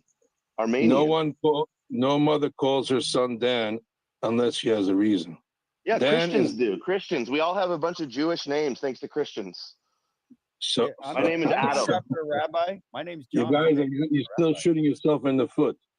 Dan is Dan for me, and I have him the highest respect because Dan is a very holy tribe. So kudos to you, Dan, and I think you're a good brother. He's softening him up. Dan, go, Adam. Go for Christian the kill shot. nationalist, Let's you hear heard the it kill shot here. on the rabbi, Dan. The rabbi loves it when we have Christian names. Perfect. Yeah, I haven't heard too much other than just the argument about whether or not you should allow Jews to speak. And I would say that I'm not pro censorship. And I think that the best way to convert people is when you hear both sides. And, the truth is just kind of like, it's like a fucking lion, you just let it out of its cage. You don't have to protect it. It just fucking protects itself. So when two people are arguing, I mean, you can sit in an echo chamber and everybody's like, yeah. But I think, like for instance, when Tucker Carlson had Ted Cruz on, like you heard them interact. And I think everybody became much more anti-Semitic after listening to that interview. See, I'm really gonna struggle through this Dan Bilzerian bit because I do, again, like I think he came off like such a retard. And even already in this, like in his little monologue, it's like Dan Bilzerian is like the guy who is just overly confident about everything, but he's really not that smart. But he thinks he's that smart, and he's like, he's like his father is like the richest, like, father at school or whatever, and he has the hottest girlfriend or whatever. But he's really like not that smart, and but he has that confidence because that's where he comes from, and he's just coming across so like arrogant and condescending. But he says the most like retarded basic shit. And the thing of it is like, I mean, listen, there are actually smart men in this space. I actually think Amalek is very smart. I think he's very well spoken. I think Adam is very smart. I think Big Tech has his moments, but then he's a retard most of the time too. I think HT even has moments of brilliance, but I think Dan Bilzerian, compared to like the men in this space that talk about this all the time, he comes across looking just so stupid that it was almost embarrassing for me to listen to him. You know, and so I think when these people try and defend their positions, they're just indefensible. Like when I went on PBD, this fucking guy's been talking politics for 20 something years, and I roasted him because when I would answer, I would just tell him what I believe was true. And when he would answer, he would have to think about what his Jewish masters wanted him to say and what his audience would react to. And he had to do all these mental gymnastics through every question. And he got fucking smoked in that debate. So I don't think that you should just let, you know, Jewish people get on and lie and, you know, be subversive without being checked. But I think having a conversation is important. That's the Chad answer. Hey Dan, I've been watching a lot of your debates and you're speaking out on Twitter. I appreciate it. I just wanted to know, like, I've seen you criticize the Talmud. What do you think about the Torah and just like the idea that the Jews were ever chosen, and like Christians worshiping the God of Israel and believing in the Jewish Messiah? Like, what do you think of that? Well, I mean, I think the Bible's been trampled on a bit. I mean, obviously, I don't believe the Jews are the chosen. You know, average person says, I hate how much respect I have for the left, in part because of how incompetent the right is. Yeah. I mean, I was literally just having this conversation with someone yesterday who I know, like he has gone undercover at socialist events and stuff like that. And he said to me the other day, he's like, I actually respect the left because of how much work they put in. And when you actually understand what the left is doing and you compare it to the bullshit on the right, it's just like no comparison. And it sucks because the left are our enemies, but at the same time, we have to give them respect on some level because they're winning so profoundly. And I kind of feel like Adam probably feels the same way about Jews and Christians, in that he kind of has to say at some point, he's like, the Christians are just so bad at this that like the Jews have to take the W, like, you know, like they won. Like, it's just like, it's objective at this point. It doesn't matter if it's what I want to happen. It's just like the Christians are so fuck off awful that it's just like, there is no other choice here. People. I also think the Bible gets misquoted a lot too. They keep talking about, you know, bless Israel and you'll be blessed. It doesn't say that anywhere in the Bible. So, you know, there's a lot of misquotings from the Bible. There's a lot of different versions. I mean, I don't know if you know about the Schofield version, but, you know, it's written. That's a misnomer, actually, Dan. There's not a Schofield version. It's just the King James translation with some footnotes and commentary in the footnotes. And it's like that's one of the copes that we always hear, actually, is it's just the Schofield Zionist. Like, it's not like the Schofield made it Jewish. It was Jewish from the start. Like, you agree Jesus is Jewish. All the first Christians were Jewish. Well, I think there's an argument as to whether or not Jesus is Jewish. But the point that I'm making is this whole idea of Judeo-Christian values is what I take issue with, right? The idea that Judaism and Christianity are like hand in hand. They're like a brother and sister religion. That's obviously like if Dan Bilzerian had just this is why I tell people on my socialism streams all the time. I'm like, you've got to shut the fuck up and listen. And people don't like it when I tell them shut the fuck up and listen, but sometimes people literally just need to shut the fuck up and listen.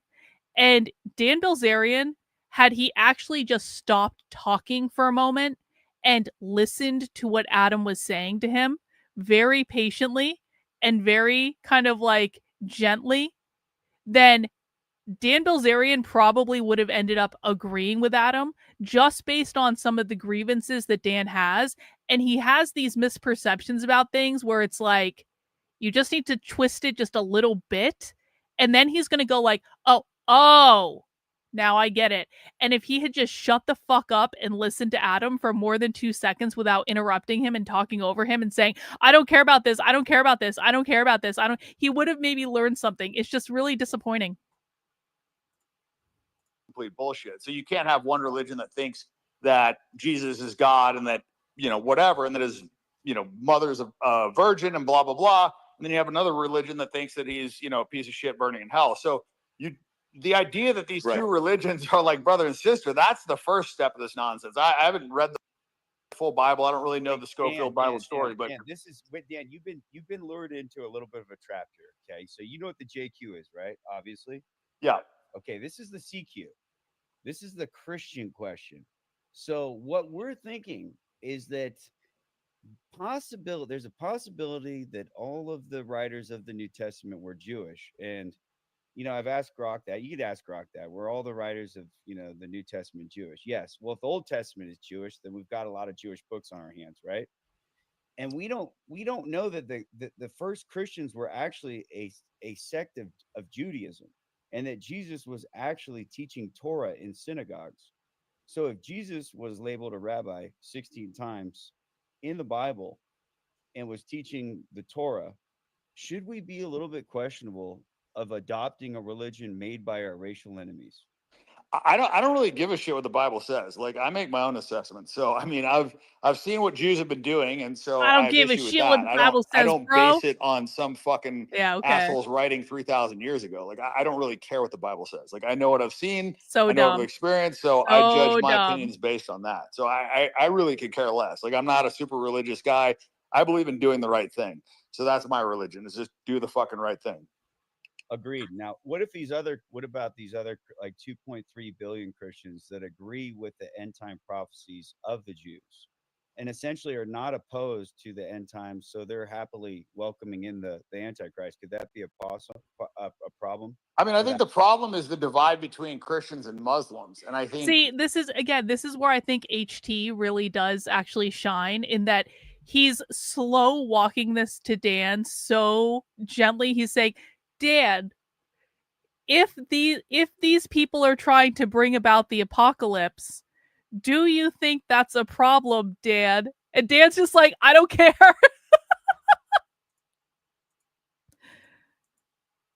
shit what the Bible says. Like, I make my own assessment. So I mean, I don't care. I've seen what Jews have been doing, and so I have issue with that. I don't base it on some fucking assholes writing 3,000 years ago. Like, I don't really care what the Bible says. Like, I know what I've seen, I know what I've experienced, so I judge my opinions based on that. So I really could care less. Like, I'm not a super religious guy.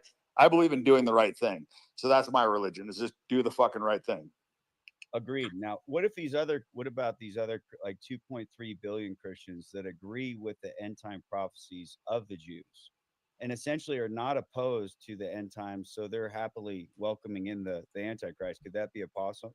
So HT is like, Dan, what about all of these Christians who agree with end times prophecies that they've been fed by the Jews, and because they believe in end times prophecies, they're doing nothing to like solve the problem because they don't want to make things better because they believe this is the end times. Do you think that might be a problem, Dan?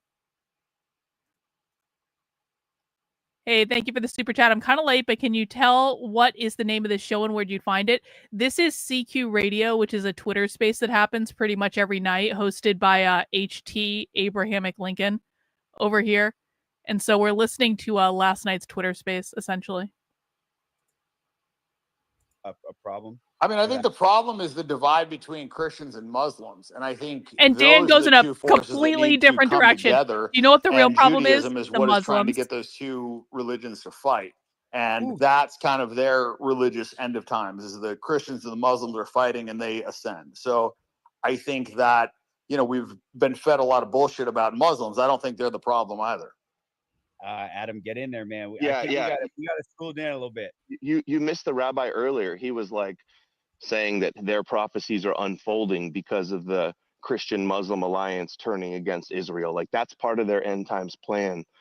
And I mean, Christians are believing prophecies from the Torah, and Muslims are believing in Jesus is going to return to defeat the Dajjal, the Antichrist. Christians think that the Jews have to fulfill their prophecies, and then Jesus will float down in a cloud and conquer the Antichrist as well.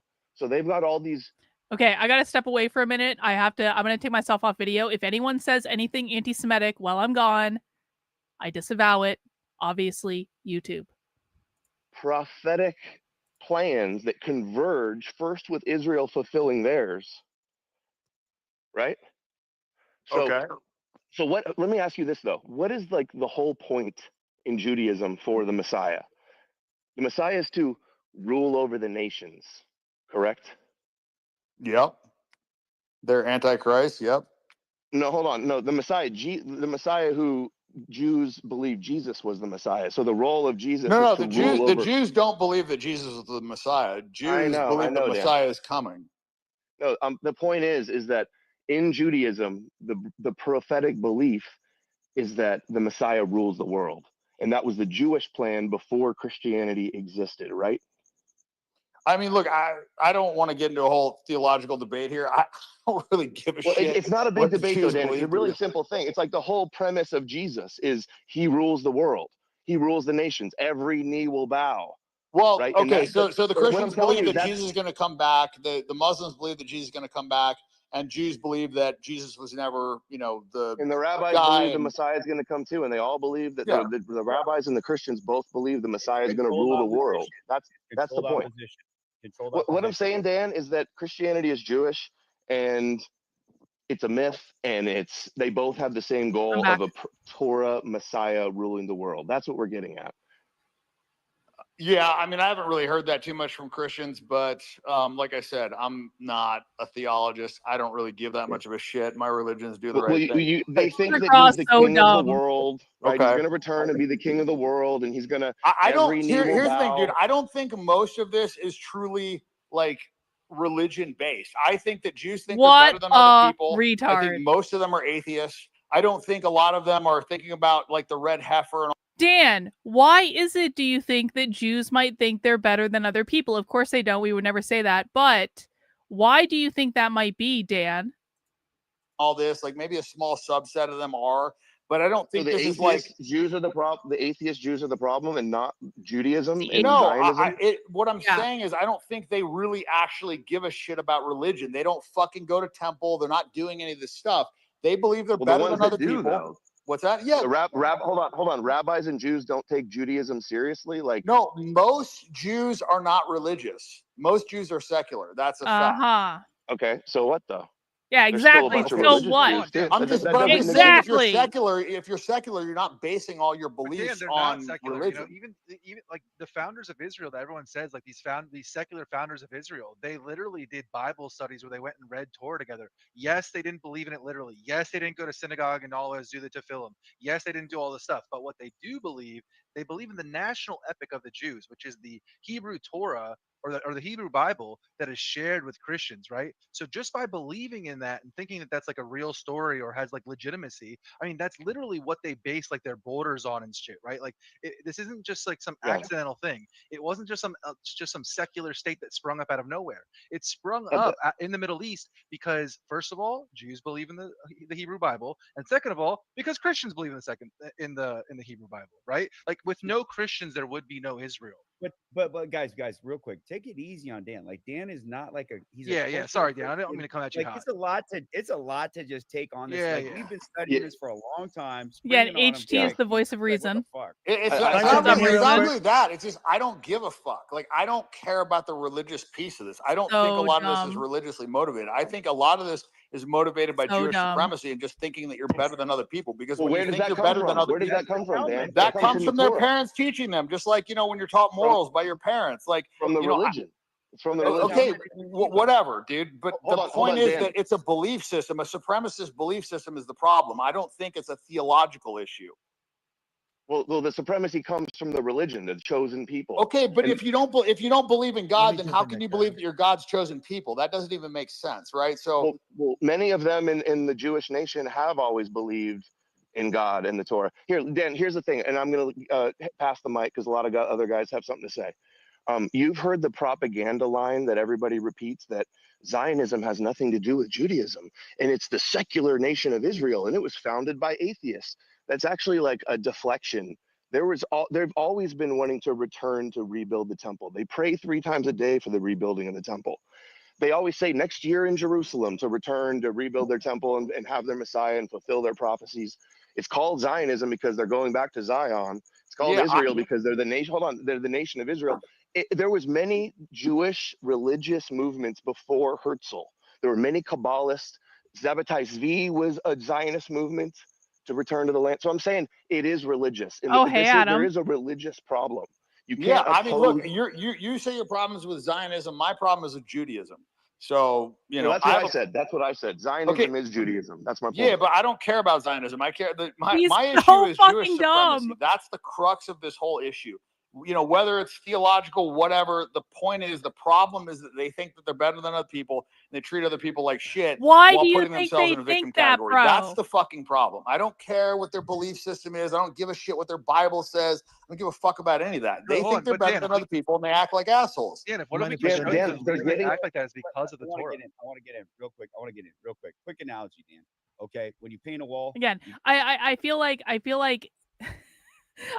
like Adam is having to speak to Dan Bilzerian like I have to speak to an average conservative that comes into my chat and is convinced we're all communists. It's like, no, bro, you don't know what you're watching. Can you just listen for 2 seconds? Because I'm trying to explain to you what's going on. And the guy in the chat's like, I don't care. You're a commie, and all this stuff. This is exactly the same problem we have. And there is some comfort to that, in that, like, human beings behave in a very predictable way, I guess. I don't care what their belief system is. I don't give a shit what their Bible says. I don't give a fuck about any of that. They think they're better than other people and they act like assholes. Dan, if what if we keep showing you the reason they act like that is because of the Torah? I want to get in real quick. Quick analogy, Dan. Okay, when you paint a wall, you got to put primer on it first, right? And then you put the paint on, right? So what we're trying to say is Christianity is like the primer, right? It spreads. You got to do the entire wall. You got to paint that whole thing with primer. That's the Christianity, right? And then the paint is the Judaism. So when you say you don't like their supremacy and stuff, you've got a bunch of people that are practicing a religion giving them that supremacy card by saying that they were at one point God's chosen people. We have 2.3 billion people agreeing that Jews were God's chosen people via Christianity. So we're saying that the Christians have become the vehicle for the Jews. We are literally the Shabbos Goys spreading their Torah and their lore that they were chosen. So we're trying to say this is what we did. We've actually done all the heavy lifting for these Jews to spread their story. There wouldn't be international Jewry without universal Christianity. So we're trying to take inventory on what we've done wrong. So it's hard when you look at yourself and be like, could Christianity be the vehicle to international Jewry? And that's what we're talking about tonight. Yeah, I mean, look, I'm Christian and I don't believe that they're God's chosen people. I don't think that all Christians believe that. I think they're figuring this out. I think there's an awakening happening, but like I said, I'm not really here for the fucking religious debate. I just have an issue with Jewish supremacy and I'm fucking speaking out on it. So, all right, quick question. What did you hate most about dealing with Adam King? Well, I mean, you just see how many fucking lies the guy tells, right? I mean, they did the lie counter. It was like 50 fucking lies. I mean, the guy's like talking to me about like, back in the war, blue collar 67, analogy, like Jews real. didn't know what was going on and they were just shooting at ducks and he's just spouting nonsense. He tried to actually say that like the planes that fucking did strafing runs of the USS Liberty were propeller planes. It's just like he would just lie and lie and lie. And it's just painful listening to the interview with Jake because Jake was just kind of like didn't know or was being friendly with the guy. And so yeah, that's why I felt like I needed to come down there because it was just fucking like this guy was just getting away with murder. So why is Jake so soft on the Jews, man? We got to harden him up a little bit. He picked him up. He brought him booze, had some drinks with him. I think we need to. Well, I think that was a good wake up call for him. I think that, like I said on the podcast, Jake's a fucking tough guy. He can beat the shit out of pretty much anybody. And sometimes when you are really like a super tough guy, you kind of let your guard down. You're more laid back. You'll see a lot of these like super badass fighters. They're not. Why hasn't Jake had Adam on his show yet? Like, why hasn't that happened yet? The ones like beating on their fucking chest, telling everybody how fucking badass they are. They're actually like pretty laid back guys.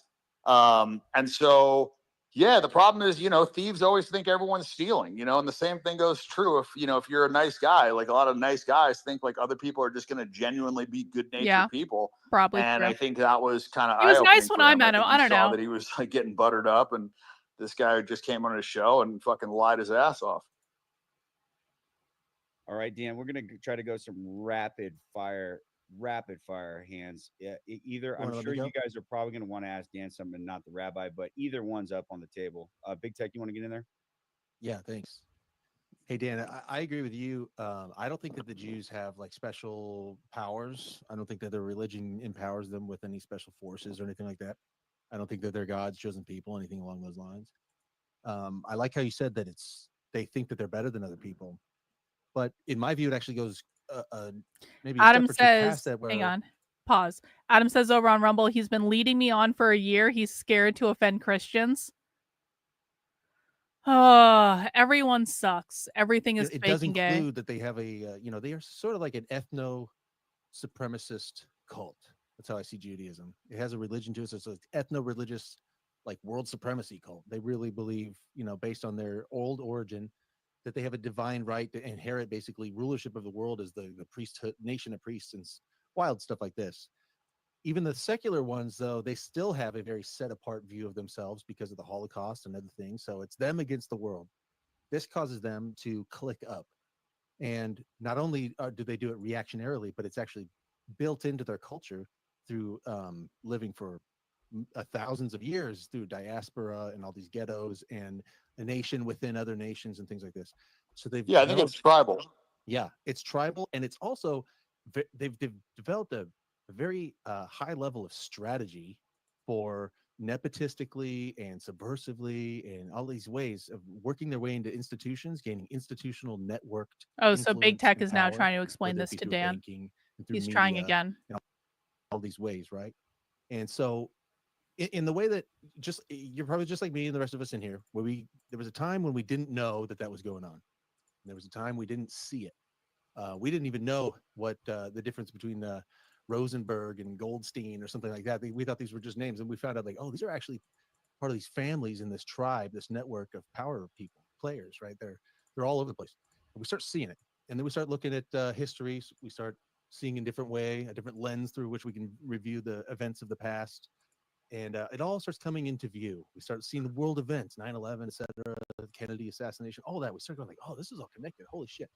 So we're going down the JQ rabbit hole there. We're gaining consciousness of this whole big ass issue. And we're seeing the power structure, how it plays, how the relations work. We see that it's like I said, it's in the government, it's in the media, it's in the academia, whatever. What we're saying here in this CQ radio, to reiterate, is as you go down the JQ, the Jewish question rabbit hole, the final Jew is the Jew that's in our minds. They put Jesus, the Jew on the cross. 2,000 years ago, we adopted a Judean theology. We adopted I think this is a Judean covenant theology. Pause. What the hell, computer? I think this is a good way to explain it, but he takes so long in getting there. It's kind of like he needs to either pause more and get more interaction on the way there, or he needs to just take less time to explain it. Because it's like by the time he gets to the big payoff, which is like, Jesus is the Jew in our mind or whatever. It's like I'm so. No, I was about to make a bad analogy that I'm definitely not going to make involving him. Is a covenant with Yahweh. That's We're what just going to move on. It means. It really means new covenant. There was a covenant with Adam, covenant with Noah, covenant with Abraham, covenant with David, covenant with Jesus. Jesus is another Judean covenant. And Jesus, this ancient Hebrew, and all of his final Jewish Jew. buddies who wrote the books of the Bible, they developed a Jew 2.0 for the Goy. Judaism 2.0 for the Gentiles, and it moved with Peter and Paul out of Judea after Jesus up into Rome, and the Romans in this underclass, almost like the original woke movement in Rome, was this underclass charity. The original woke movement, worshiping the Jewish Messiah, and it slowly caught on, and then the government learned about the power of this thing, and the proper CQ lets the J define the C. Yeah, exactly, Wilhelm. Thank you for the super chat. All right, guys, breaking news. I just ordered pizza, and so I will listen until my pizza gets here, and then I'm going to go eat my pizza. Okay? So probably about, let's see, it says 22 to 32 minutes on the delivery tracker. So that is how much longer we will listen for. They adopted it into themselves and became the Holy Roman Empire, and that spread this. You always tell him he needs to shorten it. Yeah. Europe. And then we went through the Dark Ages. Adam says he agrees with me. We discovered the great thinkers of the old world. Obviously, because Adam is very smart. I mean, look. Here's the thing, dude. Like, I don't really care that much about the religious part of this. I think what's going to happen is, people are going to wake up. Christian. I got a for you nosy types in the chat, I got a barbecue sauce pizza with sausage and onion, and then I got just a boring pepperoni pizza too. So we have options tonight with the pizza. Muslim, whatever the fuck their faith is, but I don't think this is going to be like a faith-based war. I think what we have is a small tribe that's working against, you know, this larger divided group of people. And I don't think it's going to be a religion that brings us together. I think it's just going to be a recognition of like, hey, this is a fucking problem. These people have unchecked power. These people are not a victim group. They are, you know, they are people that are like overrepresented in all these positions of power. So we should be able to criticize them. We're going to figure out that they're acting like assholes because they're going mask off every fucking day because their whole little like, you know, Holocaust card and like, oh, you know, I'm a Jewish victim, blah, blah, blah, like anti-Semitism. None of that shit's working anymore. And they're freaking out about it because they've gotten away with it for so fucking long. It's like you take somebody out to dinner fucking 10 times, you don't pay on the 11th time, they look at you like you fucked them. Well, the same thing is true. If they use their fucking Holocaust card and their anti-Semitism and all their fucking gay little words like canard, and people respond to them, and then all of a sudden people stop responding to it, they freak out. And when they freak out, they kind of reveal themselves like Dave Portnoy, whatever. And so I don't think you're going to win this battle by like explaining the theology and why this is fucked up and blah, blah, blah. Like, I don't think most people care that much. I don't think people are very religious today. I think people are figuring out like, you know, this is kind of a test and it's about right and wrong. And at the end of the day, like the tough test comes when something is difficult, but it's just like the correct path. And that's, you know, how people get tested. It's like, okay, this is the right thing to do, but it's hard. Am I going to do it? You know, I think that very smart people sometimes very smart people are sometimes their own worst enemy, because very smart people tend to overthink things into oblivion, because it's kind of like it's the Dunning-Kruger effect, right? We think about Dan Bilzerian is a great example of one side of the Dunning-Kruger effect, which is Dan Bilzerian thinks he understands everything. And in fact, Dan Bilzerian doesn't actually understand much of anything. And that's, you know, that's not his role. He's like I don't know. He's like this dumb guy that just comes in with like a lot of force. But the thing of it is, it's like, in some respects, it's better to be on the dumb side of the Dunning-Kruger effect, because when you're on the dumb side of the Dunning-Kruger effect, you don't know how much you don't know. And so you have this like retarded confidence and hubris that like you don't know all the different like intellectual arguments. All you know is Jews bad. And that's all Dan Bilzerian really needs to know. And he doesn't need to know any more than that. And he just goes forward and marches forward under Jews bad, Jews bad, Jews bad. Adam has a much more nuanced argument, which is that, yeah, actually all of this is not just about Jews, it's also about Christians, and Christians are actually a pretty big problem in this for reasons X, Y, B, and Z, and you're never going to get to the Jewish stuff if you don't first deal with the Christian stuff. And Dan doesn't see this at all, and he just marches forward. And, you know, I mean, and that's probably why more people know Dan's name than know Adam's name, because Adam is significantly smarter. He's significantly better at what he does. Dan Bilzerian doesn't know anything, but he's a retard that just keeps going forward. And like through sheer force of will, he finds a number of stupid people to glom onto him because he has some sort of charisma that comes with being a raging moron. Right? Whereas on the smart side of the Dunning-Kruger effect, you overthink yourself on everything. You try to go through like every possible nuance of like, here's all the things that could go wrong. And this is why smart people don't always achieve the level that they could achieve, because it's like they talk themselves out of everything before they even try to do it. And maybe if they just acted like the dumb guy, and they just started marching forward and like, okay, I'm going to figure this shit out as I go. I don't need to know how to do everything. I'm going to fail sometimes. That's going to be okay. But you just keep pushing forward instead of like holding yourself back. The dumb guy is going to beat the smart guy if the smart guy keeps outthinking himself and then stays stuck because he's afraid to move forward. Whereas the dumb guy doesn't have any fear because he doesn't know how much he doesn't know. And so, yeah, I just we don't totally agree on all that, Dan. Dan, the only thing is like, and honestly, you don't have to care about this. This conversation isn't really for you. Maybe you're curious about it. Maybe you'll know now that it's going on. But there is like this big Christian nationalism, far right. You just made my point for me.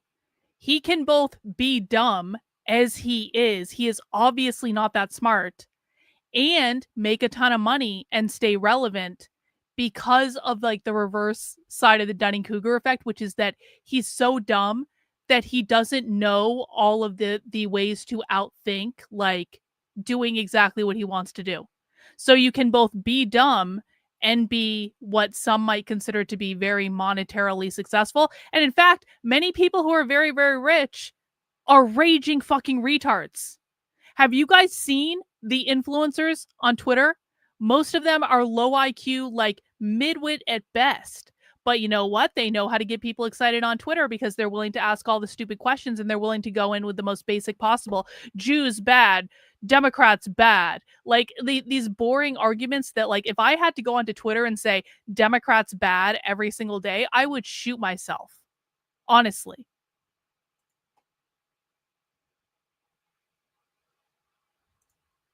Right, anti-Semitism thing that's rising up. A lot of Christian influencers are running around saying Christ is king. They killed our Messiah, right? And what we found, and in fact, if you look in the 30s in Germany, it didn't work there. It's not going to work now. It's actually a soft, sort of like a controlled opposition form of anti-Semitism that worked. Hitler warned us about it in Mein Kampf. Essentially, Yeah, he said, "Beware of Christian nationalism because it's worse." I don't think it's going to be a religious thing that's going to solve us, and I totally agree. But that's why we're trying to actually expose that it's the wrong move. The right move is to notice that these people are actually just networked power players and treat them like that, like a gang, like a cabal, like a crime syndicate, and just outlaw their activity and exclude them from our institutions. But the religious game is the losing game. That's basically what we're saying. Yeah, I mean, to me, it's like, these guys are guys that are like winning at Monopoly over and over, and everybody's like, oh man, these guys are so good at Monopoly. It's like, no, motherfucker, they've just been stealing the money from the fucking game, and they've been, doing the, cheating on the moves. It's like, it's easy to win at any game if you're cheating, and everybody else is like playing by moral rules. And so the problem is, like, most people have gone into this with the assumption that they're just going to treat you, like a decent person, and they're just not. And so you come with a big handicap if you're telling the truth and they're always lying, and they have no shame about lying, and they have no kind of like moral issues. It's like, it's not very hard for them to win, says right? Adam. It's kind of like if you're in a debate and you have to tell the truth and the other person can lie and say whatever the fuck they want, it just, they're stacking the deck. So I don't think that they're necessarily smarter than everybody else. They're just working together and they're cheating. So hey, Dan, real quick, I want to. And they have a last thing I'll say too. You're talking exactly about what I think about all the time. They're relying on a strategy. Like I said, they have a strategy that works so well, and we're basically blind to it. Like, we are walking around. We need like a night vision's goggle, like heat sensing, view to be able to see the strategy that they're playing.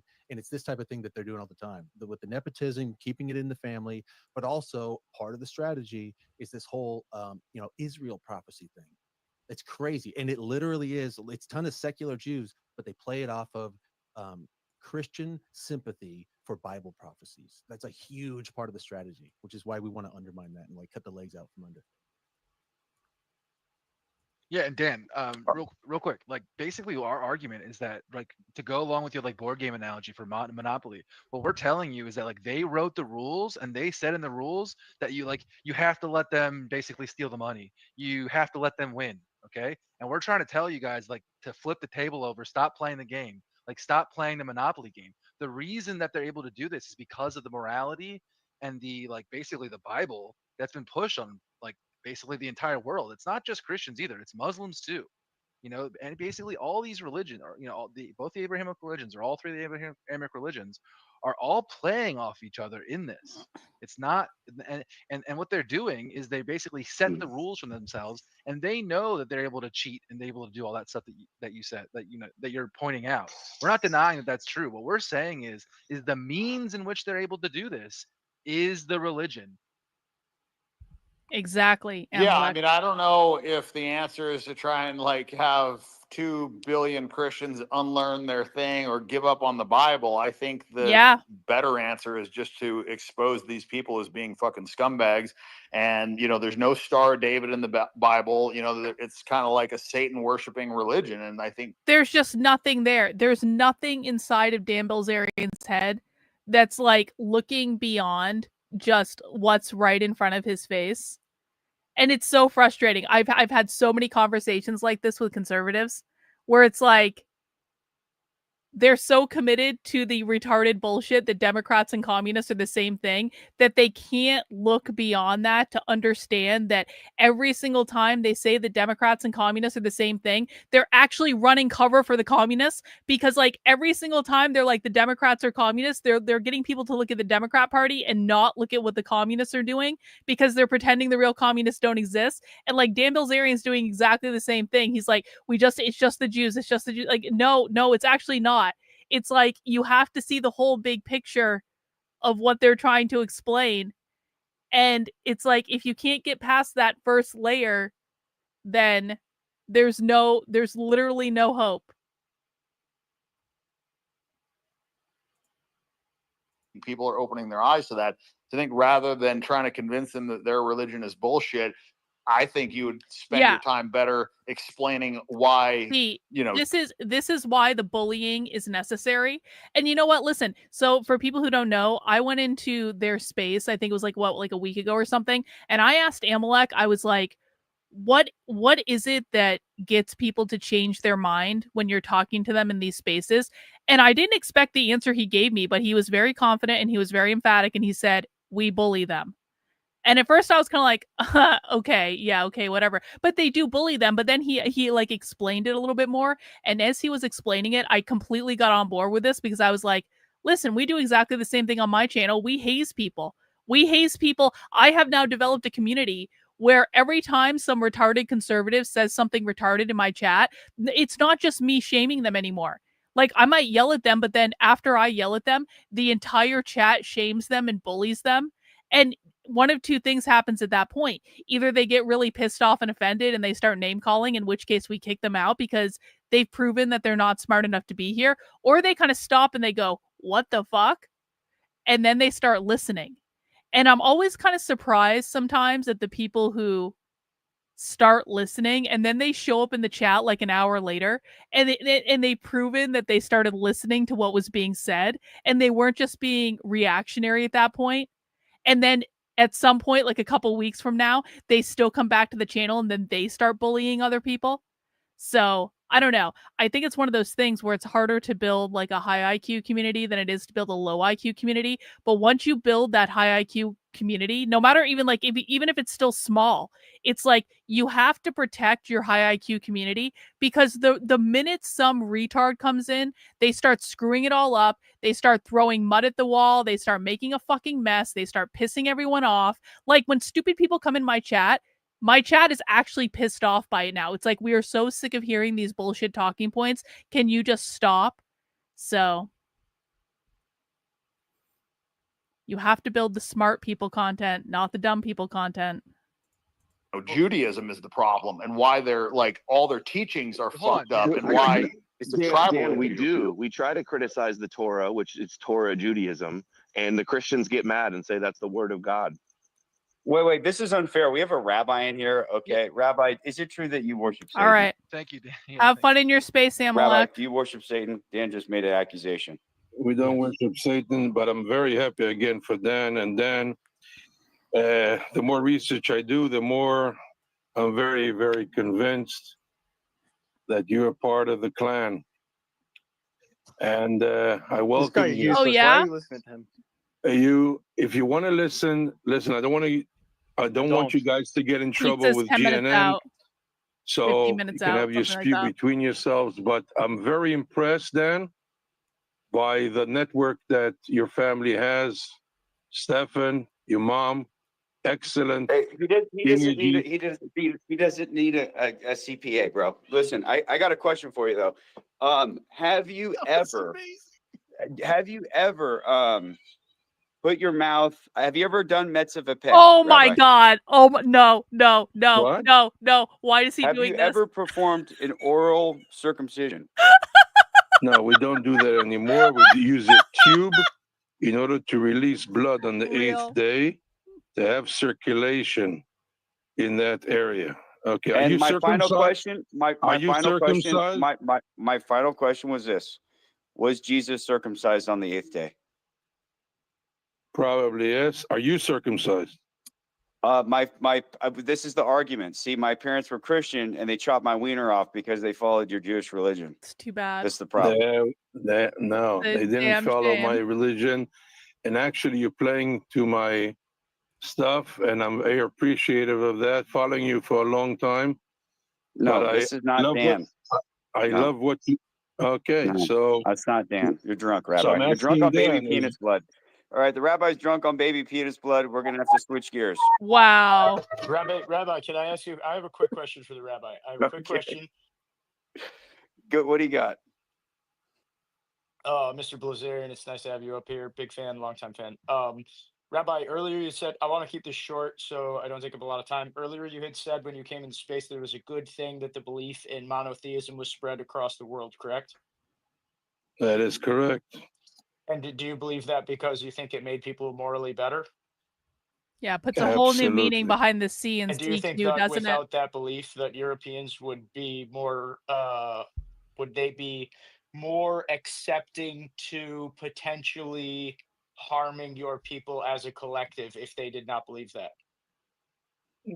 They cannot harm my people in any shape, way, or form. Well, you know what I'm saying. Just answer the question, please. No, I don't think they can harm my people. Do you think that? Do you think that without, you said it made them morally better. So if they had not been made morally better by the exposure to monotheism, do you believe that Europeans would be more barbaric? Europeans were more barbaric before belief in one God. Thank There we you. go. Case Thank closed. you. So There you go. you think we wait. So you're saying we behave better under the 10 commandments from the Jewish Torah? No, you behaved better, and we all behaved better by believing in one God. Why? And that's Abrahamism, ladies and Better gentlemen, by from the what rabbi. standard? There you go. I rest my case. Go ahead. Yeah. What's the issue? You think that one God is wrong? No, he wants one God for all of us. This is the whole Jew scam, is everyone was polytheistic, and these Jews put monotheism on everyone. And this is Abrahamism. And it helps usher in their story and prop them up on this story that they were God's chosen. And they never were. Their God comes from a Canaanite pantheon that predates their Torah. And he won't admit it. So Baal was part of Yahweh, right? Rabbi, you don't want to talk about Baal because that involves like child sacrifice and Canaanite religion that you don't want to get into because you want to stay on the Torah, right? I want to learn about Canaanite religion. What's Baal that? is, you know what Baal means? I know what kind of God he was. No, you know what Baal means in any language? What does it mean? Baal in Hebrew today means a husband. Baal means the one that performs intercourse. And Baal started in the Canaan religion as the deity that actually goes into the earth and makes it live. It's the god of rain, Baal, the god of rain. I'm glad you brought that up, Rabbi. I'm glad you brought that up. If you scroll back one image up in the nest, I've got a Dead Sea Scroll with the image of Tanit, the consort of Baal, on one of the Dead Sea Scrolls. So you guys were worshiping Tanit. It was you guys who were shoving all those babies in the Tophet. Of course you we were were burning the babies. Of course we were You worshiping. cocksucking But that's the whole baby thing. lovers. That's disgusting. We were all worshiping idols. No, not us. Not us. Yeah, Gnostic You weren't cult. We worshiping found them. idols in Europe? We stopped Yep. 700 years before you. You guys were killing babies 700 years after the Greeks had outlawed it. You guys were a bunch of really bloodthirsty, vicious bastards, weren't you? Baal was not in the Greek mythology. Dude, come on. No, that's No, right. he was It in the- wasn't. It was your mythology. It was the Canaanite pantheon. There that you go. predates. Come on, get your facts straight. I Come got on. you. I got you. But why are you denying that earlier? Earlier you denied that. Now you've had a little No, bit of Baal blood is in idol you. worshiper. You have Kamosh. Should I mention all the idols? Baal, Kamosh, Dagon. Okay, Ashtoret. Ashtoret means Easter, by the way. Ishtar. Okay, Morduk. Moloch. What the fuck was that noise? Moloch. Molech. Did he just That's snort? right. Yeah. And We've been all studying these you, kings, Rabbi. We've been studying And them. all these idol worshiping came, and then Abraham came and said, dude, there's only one God. What's so complicated about that? But guys, I don't want to intervene in your space because I think Dan just dropped, and that's not a good thing because GNN is going to be very upset with me that I interfered in your let space. GNN get in there. Get in there, GNN. What do you got? No. He's going to be very upset with the No, Jew. he's allowed to be. You're Jewish. Dude, Rabbi is empathizing with GNN, guys. Did you just see that? Yeah, he is. See, Yeah, see GNN GNN, was he his likes you 'cause you're favorite. Christian. True. Yeah, do some rapid fire hands. I've been getting anxious watching all these hands for let's so go. long while you guys are just Yeah, wait a minute. This is ranting what forever. GNN was worried No, about. I don't think the guy. I don't think the Starting to guy's like him. siding with me, but no, I'm just trying to like wrap my head around everything. And look, I'm sorry for coming in hot. I've been a fan of HT for a long ass time. I've been a fan of you. I love you, and I appreciate all the work you've done over the years. And I guess my only contention with all this is kind of like what Dan was saying, is that I don't think really any of this shit matters when it really comes down to it. Like This having is a the religious retard debate and Christian trying answer to of the internet, dismantle apparently. a 2,000-year-old religion. I don't really care. Like, even if I came around to y'all's side, let's say I rejected Jesus and I became, what you guys are, and then I don't really see how that helps like our cause at all. And I'm just Can I ask you, GNN, what's like, up? what do you think the JQ is, if not like the religious question? Like, what are the Jews and the Jewish identity, if My not main like the concern, my Torah? main concern is the only reason I ever came around to the Jewish question is because they were trying to get rid of my people, because they were trying to eradicate white people across the Western world. And so that's honestly all I'm really concerned about. We can take our religion out of that. I'm willing to put my religion aside and just say, all right, race first. We don't have to talk about religion anymore, and we can do what it takes in order to preserve the white race. But we need to talk about religion because it's the Catholic Church and it's the Christian Zionist and it's all the institutional of Christianity that is like a huge problem in many gentlemen, different. Gentlemen, real quick, what Adam's trying to say here is look at it as like we are the vehicle. Like imagine Judaism. Judaism is the frame of the bike. Okay, Christian is the front wheel. The Christians are the front wheel. The Muslims are the back wheel. That Judaism goes nowhere without Christianity and without Islam. Does that make sense? We're trying to say that they can't win if we pull out. Does that make sense?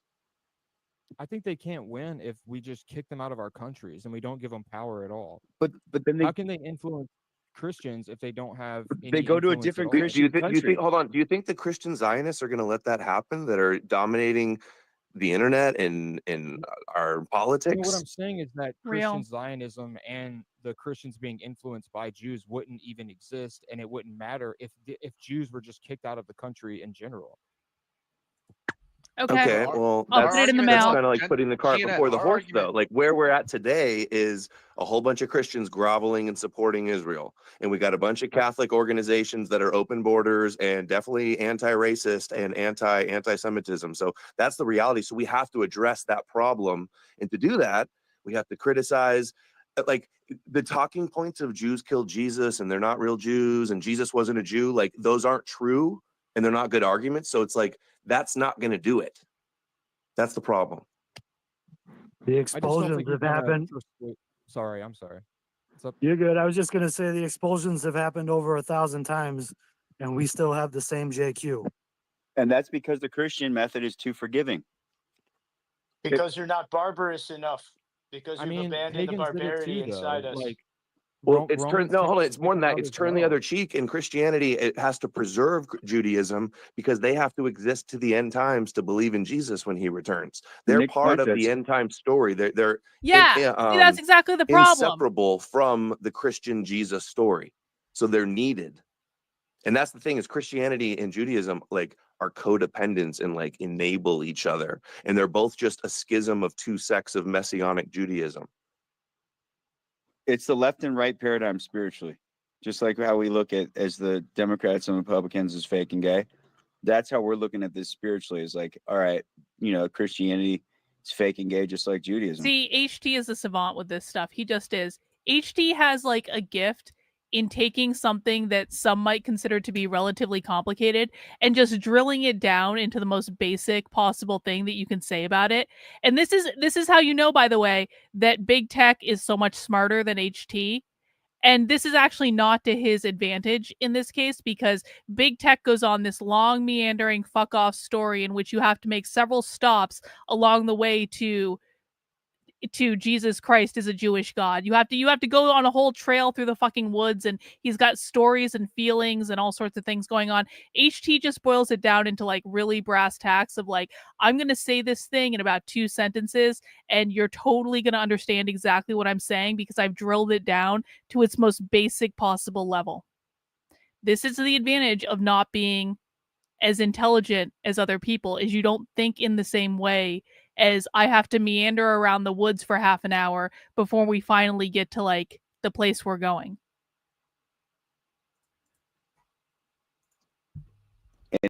Okay, I mean, fair enough. Yeah. I just I feel like there have been pagan societies that have tried to remove Jewish influence, and they didn't really do anything about it either, and they were just as non-hostile as we were, and it really didn't come down to religion. You're saying that Titus and Hadrian, who went on extermination They camps, didn't finish the job. okay, They didn't finish and, the and, job. and that And Hitler, they indeed. did less than just kicking Nope. them out for 10 years and then rolling out the red carpet like you Didn't say Christians they- do. I That's didn't say they insane, did dude. less. I didn't say they did less. I said that the result was the same. And then They look didn't go at hard enough, and they're Christianity still here today. in our countries. Look at Christianity today. You have thousands, tens of thousands, hundreds of thousands, All right, my millions pizza's of going to be here soon, FYI. okay, who are saying, blessed is he who blesses and curses he who curses. Okay, none of you guys have control of a single church, not one, not a single church. If you cannot take back your own churches, you have zero probability of taking over a nation or a county. No, because the point that I'm making, I'm not saying HT is like the dumbest person on the internet. I'm saying that on a scale, like HT is actually like I actually do think HT is smart. I'm saying that I think big tech is smarter. And the reason you can tell that is he over intellectualized the answer because he's trying to hit on all the different possibilities. Whereas I think HT is smart. I think he's smart in a different way. That's the point I'm making. I'm not calling him stupid. I'm saying that their brains work differently. Or a state or a province or 9 a minutes hemisphere. until my food is you here. have zero probability of winning. You can't even take your own churches under your control. Yeah, So I agree with I agree with you. So if Christianity is subverted in its entirety, and you have people who are giving their money, giving their time, giving their effort, going over to Israel and so on, and the basis for all of that is the Bible itself and Christianity itself, that means Christianity is the problem. Okay?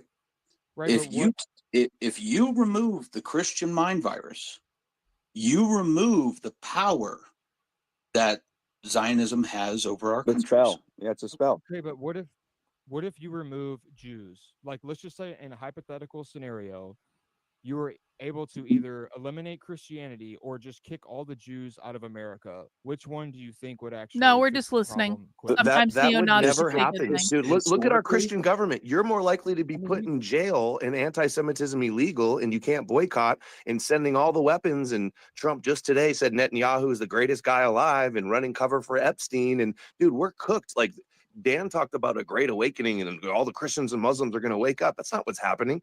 The Zionists are more emboldened and empowered than ever. They're printing the money. real. They're they could shut down Twitter and censor all of us, and it would be, where would we be at then? There's controlled opposition everywhere. Like Adam is 100% right about this. Like, Israel is winning. Israel is winning. Israel is kicking our ass. It's not even close. And this is part of the reason I don't actually even talk about the Jewish stuff all that much. And it's not because I'm not interested. Obviously, I have some interest in it. But it's just like, I cover the far left. Like, what I do is difficult enough as it is. I don't also need to be dealing with another monstrosity of a problem. Even though, yeah, okay, I understand they're related and all that stuff. I fucking get it, okay? But like, like Israel W, Israel, like Jews W, they're winning everything. They're kicking our asses. It's not even close. They have cucked our entire government to them. Like Trump has let Benjamin Netanyahu fuck him on multiple occasions. Like there's just no question of this. The fact that they just swept all the Epstein stuff under the rug, which they are never, ever, ever going to live down, by the way. It's like the fact that they have the fucking gall to even attempt to sweep the Epstein shit under the rug. It's like you can tell how completely and totally fucked we are by Israel based on that alone. Like, there's just nothing else to say. And so, like, if people don't get this, if you actually think that we have them on the run and they're scared, I don't know what fucking universe you are living in to see this in any other way. This red pilling Great Awakening like is not like they have more power. They're more empowered than ever. That's the point I'm trying to say. I got to get in, guys. House cleaning real quick. House cleaning real quick. And they do it guys, with Christianity. If you like the content here, yeah. please. Adam in Rumble says, and they do it with Christianity, and he's 100% right. The Christians are the fucking problem. You know what? Listen, the Christians have like always been the problem for like so many different reasons, but I'm sorry. And listen, I understand. Okay, the gropers are going to be pissed at me, whatever. I don't care because I respect your guys' ability to be Catholic. I'm not going to try to pull you away from the Catholic Church or anything like that. Do whatever you want. I don't give a fuck. But I don't know how you can look at the situation objectively and not say that Christianity and this Judeo-Christian values bullshit and this dispensationalist bullshit, I don't know how you can look at the situation just objectively and say Christians aren't the problem. Christians are absolutely the problem. Christians are 1,000% the problem. And the whole problem of Jewish power would probably be so much easier to solve if everyone just accepted the fact that Christianity is part of the fucking problem. Please give myself a follow. We run the CQ radio over here. Myself, Adam Green, who runs his own channel on Rumble. Yeah, He's everyone very follow Adam's thorough channel on the too. CQ question. Give him a follow. Big Tech also. Need more Amalek. GNN. Don't follow Big Tech. You follow follow Amalek. He's a good Christian guy. We're trying to wake him up, get him on our side. But this is what we do. We invite Christians here, and we want to convert Christians and get them off, Christianity. We call this like Abrahamic Anonymous. We want our brothers to get off the Jesus juice and stop being Jesus junkies. And so follow everyone on the panel. If you guys can, repost it. Shout out to Dan Bazarian for popping in here. And it's been a great show. Okay. If you missed it, we have a replay that will be up. And so just be sure that might be a good time to end it then. That might be a good time to end it. My food is almost here. I have another show in about an hour. I'm going to be back. We're going to talk about spirituality related things about an hour. I don't know exactly what we're going to talk about yet. I was thinking about doing like a channeling thing. And then I was thinking about maybe doing an ayahuasca / Cambo frog thing. I don't know. We're going to have to see. But I'm going to go now. I'm going to go get some dinner. And I'll be back in about an hour and we'll talk about spiritual stuff. All right, guys, have fun. We'll see you soon.